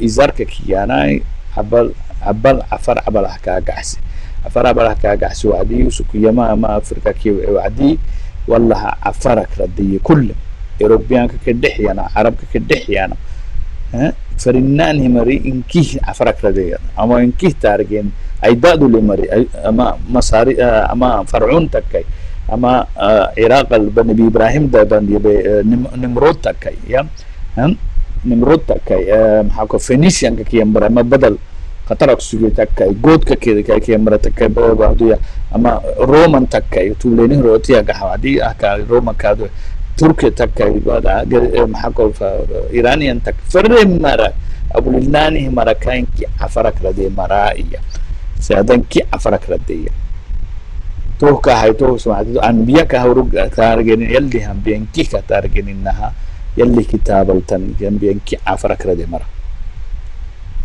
كي عفر سني أنبياء لك سكتكادو كين كردي أنبياء هن سن أنبياء لك سكت شعيب كتارجين إنها سعود كهتارجين إنها محكر صالح كهتارجين إنها إن كي عفرك سكت نبي إبراهيم دبنا عرب مسكنا يهود مسكنا نمرود دبن وساكو ملكيا ملكو سكوشيت السجى عفر هاي كوشيت أبها كيتن مع فرقس وعدي ديرو عيدين هاي ما ملكي سيجلس ملك عيب بكسو عدي عفر هاي يوم ترى عفري وعدي عفر كهتمتي حتو كهتمتي عفر حتو كلبت وعدي هاي كهبت وعدي وكل كنو كيسه أو يساكو بارو مسوتوبات مسوبوتاميا مقعلوك أو عراق طالع عفر مقعل تو باروري تو مقعله هاي wo dayu hakadu wo numu hay wo nimrodu nabi ibrahim alayhi salam dabana kusugeno uri yo bani israel musugena sine ko arab musugena wo dabana hay afar ilmi ka lok sugtena fara'in kabuk la lok sugtena tiya ka lok sugtena bab tur babel yana hay fransa tawa afar fat marga ma yak ba tur de babel yana tiya dise وعدي هاي تو عدي سن النبي إبراهيم وعدي سنمي لا فرنساوي ألف كي بحرب كي بحر طبعا كي سجالها تيتك دير راح مسجنا ديسنا مسجنا تيتك دير ديسنا مسجنا هاي إنكي هي عفرها يلي يحيت يلي لينوح دايلوك أنكو برك أنكو يلي فضلنا على العالمين كي مرة عفر تو هسا كونهم يتموا أحكي أوي سيني كور سنينها ما نقول كده أوي حكي أكل أوي تابلين كمارجا توب كويتي يكتبي أوي فرنسا فتني إنجليزي فتيبولي أبليس جاه كا أو كي إنه يكتبي وسكوت نيزيانتو أما زيق هي مرا بربرك أنا أحكي أكليه بني قلدون ويا فرنسا فتني إنجليزي فتني أتيجي أكلي يما محيا نانو عفرك رندي مريا أما زيق بابن قلدون نكية إبراق قلدون حتى علم لوكسي مرا أهو خليفة دبنا أوروبا يبرين إسبان سكتنا علم لوكس عدم روري علم لوك مسكنا ديتسو وقدم عفر عرب عفر عرب قرآنك نهارة تيالوك مسكنا يلي كهينا سورة اليوسف ديتسو كتنيا تابلهنا لا قرآن سيني ما تنفناي ديتسو كتنيا نبي محمد عرب مسكتيا هيا نانو توسا كو يلي نبي نوح كذا ما هتي نانو تا علمي كيلي نهي حين هرق لي عنديني بيت من ديني بسوق في عفر كي عفر درية عفرك ردي أنبيانكي وعفر سنين تيالك شعيب سيني كاور سنة تورا كي إنجيل كي حبشيتك سكتيا وعدي هاي سيني كاور سنة هاي إنكي يلي قرآن لا يهم حيا وما تكبر سيادك تكبر تما وسكو محقرحو شعيبي صالحي هود عربك سكتير يلي السوق قرانا ليه السجدة ليه القصص ليه السابة ليه ياسين ليه ما نقول سورة التلية محمد وسين كوكدو ممرو بيوية ولا بشير ولا نذير ممرو بيوية معناته النبي مرو بيوية هاي توهو هاي عفرنا أنبياء سكتي إنكي جلسي أنبياء تارجيني نوع كودري تارجنا أنبياء كي بني إسرائيل تكي جلسين تكي عفرك ردي أساكو أنو عفر إن عبل إنك بي عبل إنك وقتان كي بي وعدي عبل عفر عبل كنكو إنكيه وكل جيت مع بني إسرائيل يهود إنكيه عفر كلا دينا عدونا دتو ما عرب الديونا إنكيه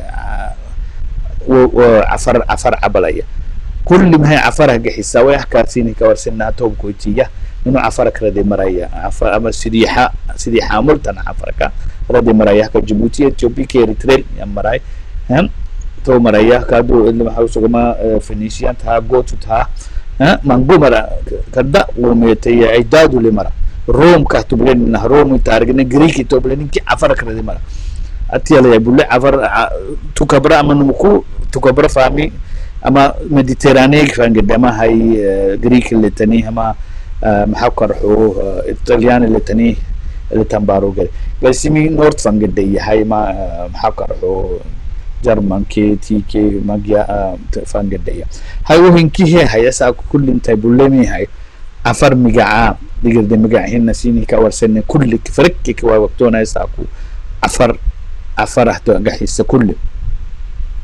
هو عدي هاينا كهنا بلنا هاي كنا هو عدي محاتي البهاي كي فرنساوي دولتها هيا نبي موسى سينيكا ورسنا هاي نبي موسى عليه السلام يميت كوديساكو فرعون كوديساكو فرعون معده كوديساكو من كيميته يميتني قبوتي يميت أو عفر بار سيدي حامو يميت وساقبوتي مسكينة ما سيدي حامو يميت سيدي حامو يميت وعدي ومكو دينا هاي و تيافان مكو دينا تيافان قد سودان هاي إريتريا لا نبارو رامي عفر بارو يميت وعدي هيا توكلي كهتارجنا اللي القرآن الكهينا نما برا عيلي دول كاسبته ودارك لوك سبته وعكن حتى أبا كان برسه وعبا هي والله هيو تامتو اني بركتينا كحيو تو قديو تامتو بحر سنه كنك مارغا يو تامتو تغيتا وهو سدينا هي نما نبي انت تاريخ هي اللي انبياء تهورسا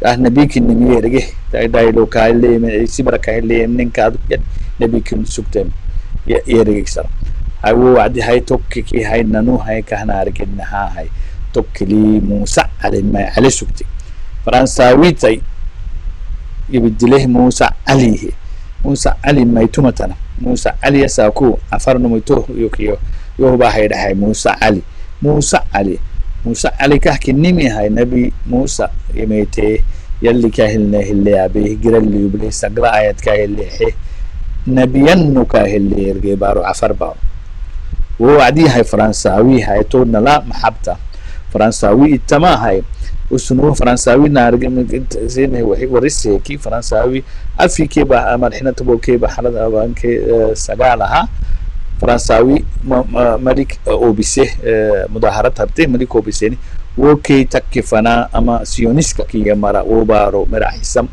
وعدو سنو ديني يلا عفر بارو بيانا مهيت يتيميتن وخارج كيميتن وعدي هبدي وعدي ما حتى كي ميت سبعين ألف كي بحربو كي تبعتنا كي سجالها فرنساوي مصري تبري إنجليزي بحر سنة تون سجيني ووعدي شامبوليون لجون كي النمو أما فراعين تعملوا كسجي يترجمه هاي كتبه يترجمه وعدي عارجة كيمتين عفر حاجة ده ديني باروك النمي فينو يلي باروك النمي محاكر حنو باروك النمي كل ملي عارجة كيمتين كذا كل مكتوب كسبته فراعين تيا هاي وعدي ميت كادو نبي موسى كيك زعيه نبي موسى كي بني إسرائيل كتبت بدك كتبت مع عفر بارو كن مين كي هارجك سكن هاي وعدي كده إسرائيل تانامي تيلو كي ميتين ألف كي بحربو كي لحتم كنا ما هي ميتين ساكو نبارو جوفين ساكو نبارو سجين جوفين ساكو ما حتى كي هنا عفر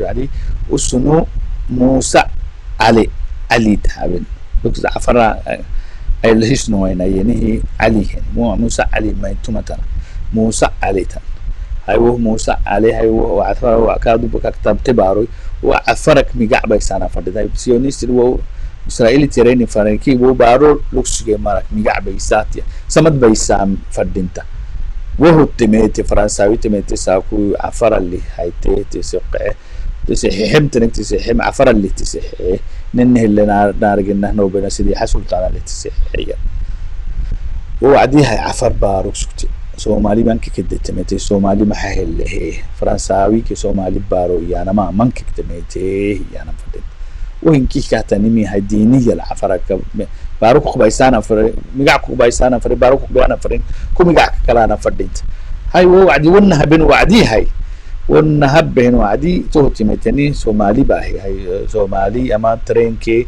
تيادي ساكسوكين هاي ألفي كي بحر بول كي بحر بول كي من حين هي أديس غير ترين ديس فرنساوي وعدي سومالي أنكو سومالي بحتي تمام ترين تيا تامي تانا تيا ودا يو كين تامي تكسوك تمانجي كدا سومالي مرة عيسي مسجينا عيسي سي حمالك سجي سر ما تياك سجي كراجر سينا المسجينا حمالك أي متمي أما ترين جت أما علي سبيح ميلو سانكتران دزنا فيه بحسن ألفي كي بحر بوكي سجلت سجالة بحسن ياتي ميتي وعدو سكو تيات مسجينا بيكوز سكو جروبه كاين مكلا كيدو هنا وعدها تابله هنا كادو تيا لوكس كي مرة هنا أو عدي لا ألفي كي بحر بوكي ما كنتم كي بحارها سومالين كي فرا محاكرة سومالين كي فرنساوي اللي تعمل تكسر فرنساوي أو يساكن نوع عجبانه عجب عيش دولة تحكي تعمل تنها سومالين كي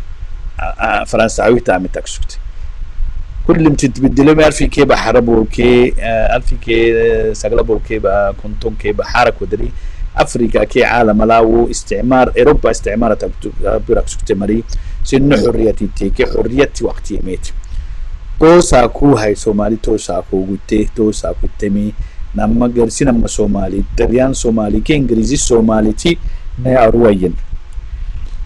نياروين توكو در توكي كي توكو در كي فرنساوي تومن كي هوك في دوما فرنساوي ما يسنموي نه هانا ما قاعد محمود حبك كيانم أبكاك حمالك سكت ما ترين تياهي ميتسوجي وسك فرنساوي تعمل سكي لا تو وقت فن وقدما فرنساوي عجبك هتعمل تنها عيش دولة تحتعمل تكسوجي نم ودا يو عفر بيعيدك سجيني ما عفر بيعك سجيني ما عفر سلطاني تي عفر بارور بيعك سجيني حسب تاعك سجيني أوريه لفك كوينا سلطاني تي مانجو تاريخنا وريس لفك كيسنا سلطان يعني ما تابلين لا فرنساوي لا تسافر توهين كيه هاي تو كادو وهو يوهنس كسم وه سماع السما كهتارجين إنها بريزيدنت أردوغان سينا فيديو سينا يسبيو وفيديو المحيا وسكو فرنساوي استعمالات يابا فرنساوي تهبحتني أفريقيا يسين بحتني مي معهم هنا وما بحتني سادلا حتى ديني كينك بيستانا ما تياتميتينية وعدي قوتي وعدي عفرية عفر مسلمينية سومالي معها رعوة من نفسهم دي سلال في كده سقلبوا كتابا كيما الحين معها رعوة سومالي كارحوة مهاي دارجي هاي معها لأنه أوتومان عم بايرد كانت سجن خليفة سجن مراي خليفة مراحسك سجن مرا عنصت سجن مرا أفريقيا هجايسل عفر تو سمع على كل ملتني هذا ما بريزيدنت أردن كي تركي تارجيو هاي تو وعد محارح وهجايسي مرا عفر دوبك عفرت محايا because إنهم هاي ne afar baro afar bukuseni gersi mari yeme temara kinimi kadu yo hinnai abeton hisimbu kayfa ka beton wa adi hay tawaya to video to hay sin kara hem faramta afar baro kinimi kullu min yarge nanu yarge tamre dele mari fransawi ti yemete fransawi ta kay siga dasta kay miga kakalne yasak fransawi baro yana matan تروح استعمار تنيوت يا بريت يا هم فرهم ما توه ساكو ما كاي مقعكلني تي المتنا ساكو ها هو عدي هاي ألفي كي بحر ما سقلب كي لحتم كي ملحيني عفرمي عن هرج وقحسيني كبوتيت أما كي يريني عفرمي بوكي كو نسنت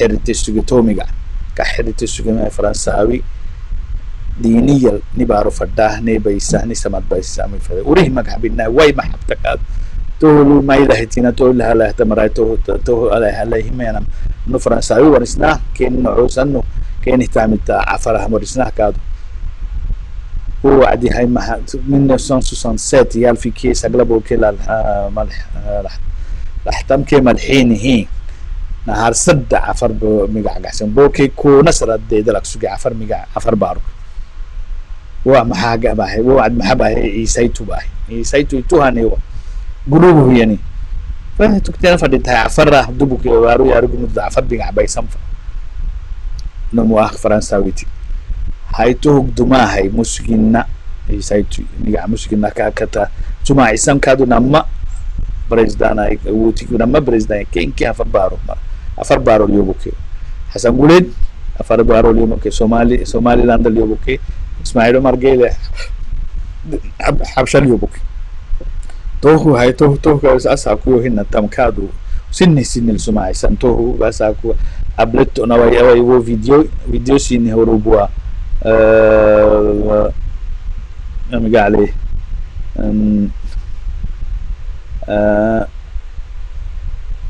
فيديو سين هروبين كمار جماعة أنقدر تتروي هنيه bir ayam 1936 yine Fransızlar İslam'ın izlerini silmek için İslami eğitimi yasakladılar ve Hristiyanlaştırma çalışması başlattılar. Macron bunları bilmez ha. Macron'a ben söyledim, sen dedim daha siyasette yenisin. Önce dedim bunun tarihini bir öğren. Bizim tarihimizde yok diyor. Bak şimdi ben sana tarih dersi veriyorum. Bunları bir defa iyi öğrenmesi lazım. Bakın çok ilginçtir. 1896-1919 Burkina Faso bu ülkeyi tamamen sömürge haline getirdiler. 1903 Moritanya'yı işgal ederek yoğun Hristiyan misyonerlik faaliyetlerini başlattılar. 1911 az önce izledik Çad'ı tamamen işgal ettiler. İslami eğitimi tamamen yasakladılar. 1916 Kamerun Müslümanlara baskı uygulayarak misyonerlik faaliyetlerini sürdürdüler. 1917 Cibuti, orası da Müslümandır. Afar Müslümanları tarafından başlatılan ayaklanmayı bütün insanlık dışı uygulamalarla bastırdılar. Ayrıca Müslümanların dinlerini öğrenmelerini engellediler. 1945 yeniden Cezayir'e döndük. 8 Mayıs 1945'te bağımsızlık yanlısı 45.000 Cezayirliyi kadın, çocuk, yaşlı, genç demeden katlettiler. 132 yıl işgal altında kalan Cezayir'de 1,5 milyon Cezayirli hayatını kaybetti. Buradan tabii Cezayirli kardeşlerime de bu vesileyle seslenmiş oluyorum. 1961 Paris 17 Ekim 1961'de Fransız polisi ülkelerinin Fransız koloni yönetiminden bağımsızlığı talep eden silahsız Cezayirli göstericiler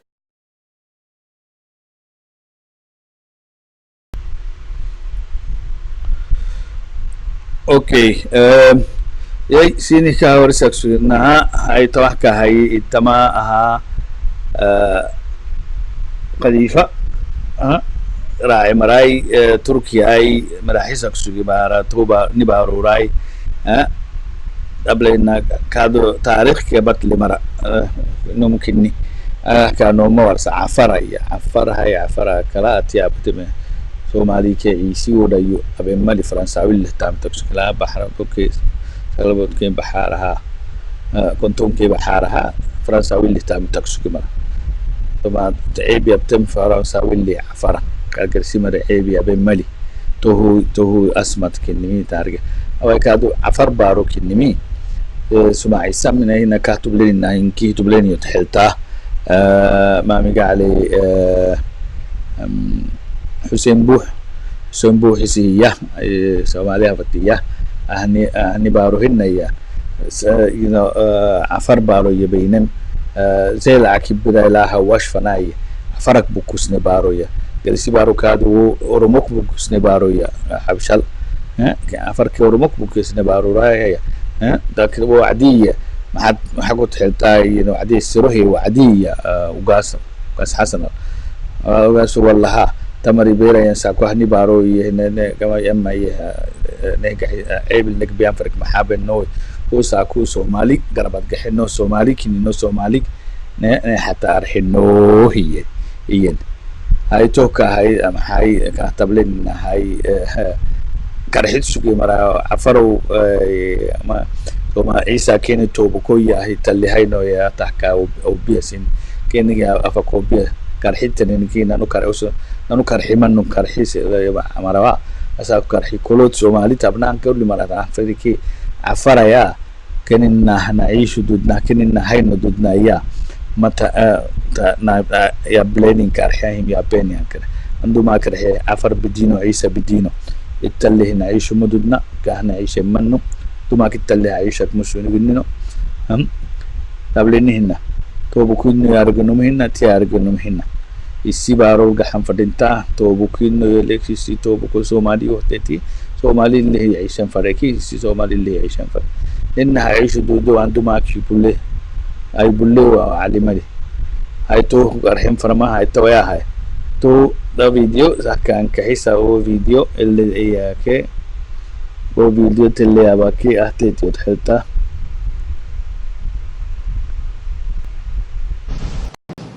لوكا أنا يسمون كم ديبان أصلا كائن ما لا ده يقولنا يمكن هو سيء بس لكن ما أنتي أنقالي حوي جسنا وحوي وبد بال بحيول إلى ألم بورك الله يرحمه سأودي ربي من جوجا وأنا قبل أن نقال أفر بنقال سوما إلى هواس بدو حويا إيران قررنا دول كان دقنا هاي رب بالي عفر ودول عيدا بلادها هاي دعك بلادها أروما سدا سوكرة عيدا بلادها رب بلادها ولد بلادها مركي هندي ورقم كي يجمع ويحسب معنا للتاريخ دين صوصلا ما ها إذا تقول الحروبين بقولوا كان ممكن يدير يعني سيئة سواء هذا اللي بقول كذي درب هنقول له التصور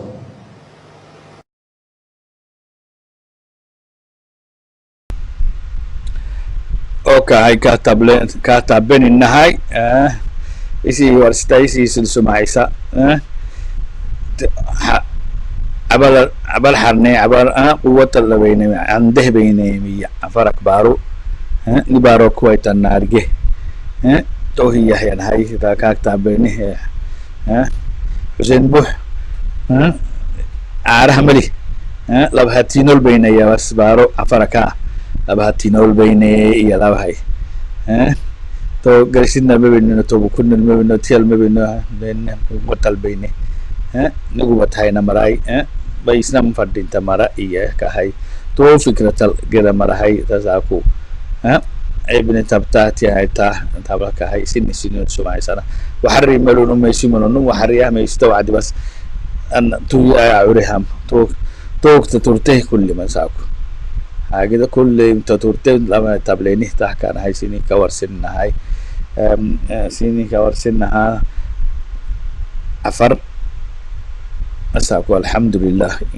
إن كميتا تو كرحيمة تناي عفر أي دادو سيني كاور سنة أساكو عفرك تاريخي تنمة سادايتي عفر نمكن نبوهي كي يلي كهي الناس قرآن أتقاكم يلي ديني كيتيا كي يلي كان بكا ميقا أحمد نبا كيدوه ما نبا تيال تاريخي ما نبا عفرك نبا متنا أساكو عفر نمو عفر برايا بو تاريخين فردين تتساكو كوكنا بمتنا تحك فرناني سيفيليزاشا فرنساوي محاتا فرنساوي 1000 سنة مالي وعدوشون بيشوه جرانو فو عدي غريك ورستان غريك ميقع ورستان بيكوز كدام اكتري كدام كدين تار وهنكي كورسانا مع الروما اما التليان كينك نبهاي عمري ومرت فيها ماتينين كي ومرت ميشوانا كي غريك نانو يانقو عدم كاتارجنا باريس مقالة عاصمة كينك فتيا كده إليزي و بريزدان كينك كيرك مانقوم كحينا وهو كافرانا ما ميقع فيهانك كينك نبنو نوعي دادو هساكو usun ngara sita marinkihne kala de mara hay to naargen fadinta to tasaku afar barawa afar baray to taargen fadinta to terige to isayti kudri numumatak walla to yargeni musa ali ko kahiyeni mi to musa ali miga ko ka baseni wo yarge num to yerege kudri mayak to hasmata ay to ke sini ka warsenna tasaku hay afrika miga sini kar hina afrika miga afara miga aka sini ka tablina afarik miga hammat inkitan afrika miga asaku abalke technology ke science bayha ba bakhay ke inki kulli ma afarat tereen bahti hayto sini warsam haya nabi nuh dayloyo كرمنا على العالمية يلي مركهنا النوم تبلنين تو مركهنا النوم أنبياء يلي أنبياء كتاب فرق كتاب تبلنا أنبياء كينك رد قرآن ساكو وقعتين قرآن قرية هيتينك أفر مقاعي أفر ما عنقر منقو أفر بعلا أولا ركوبو سيحيتو أفواهما أفا تبلهن منقب سماعيس أساكو هايتو أساكو هايتو أنو فايا هنا فرساكو سيني كورسنا عفرفك تو ممكن متنا كتبه بيدي فيرا تو بينك مارجا بيدي فيرا تو منكي ننجح اللين فردين تتساكو هذا ويدو مساكو مانجو هيتا تلبيكو أما مانجو هيتا تلقيتي ما بيدي فير مانجو هيتا تلقيتي متا عفر بارول تو هاي تو ديجر ما ساكو ممكن بارول جرما لك عسل الداي ساكو بين هي أفرال في سنة تك بسوت تاكي اللي سكت سيادة اللي سكت هي تاتيجين رايسا كيتي أكي دفو فيجر هاي عفر تاريخي تاتيجين لتاريخنا تساكو هاي تقولوا هاي نام فردينتا بيشوه بينام فردينتا بيشوه بينام فردينتا عفر culture دادو بيشوه بينام فردينتا وهنكي هبنا دودنا ساكو تعليم لمنك مانجو بارو لنا نانو تساكو تهميني تليه بحيني هينكي كل ما عفرها قحسلي ما أسمتا أنو تسيني ورساه تساكو أحكا يوهن التمانجو مريا نيا كوا مريا ساني سماعي سما كوا مر أحكا سياكا تبلين النهوي عن سلسيني زان تبلين كمارة فرنسا فتيا توبكوتي يما نانوي عفرك ردي مرائي سيدي حامول يعني عفرك ردي مرائي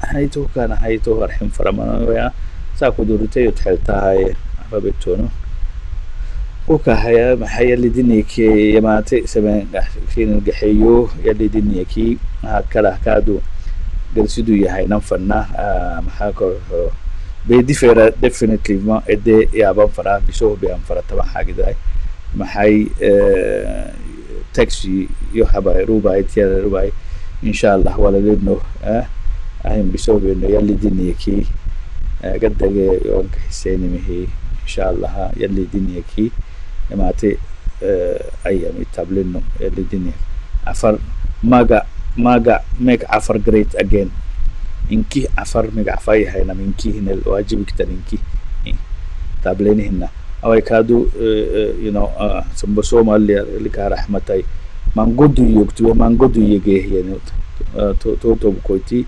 تو حاجة كادو تتبعنا فردينتا وشوف مانقوم ديابا ما غريسي تيا ديابا تابلينا ما سيني كاور سين محكر حو ما كدد أجلس جينو موي محكر حو أما روم قلوبه باهي سجى كادو عفرك سكتير تابلين هنا سو مانقوم هاي تيا تقول لي معفرك حسها هنا تابلين هنا هاي توسيني كارحين فرما كارحي هاي بيشوه بينام فردين تتهي ميتا كل نمو ليمتي يا دعم إسلام فردين تارجين ميتا قبت تونموي توبيني مي إن شاء الله ها تونال بين نكو قد هاي سلامة السلام عليكم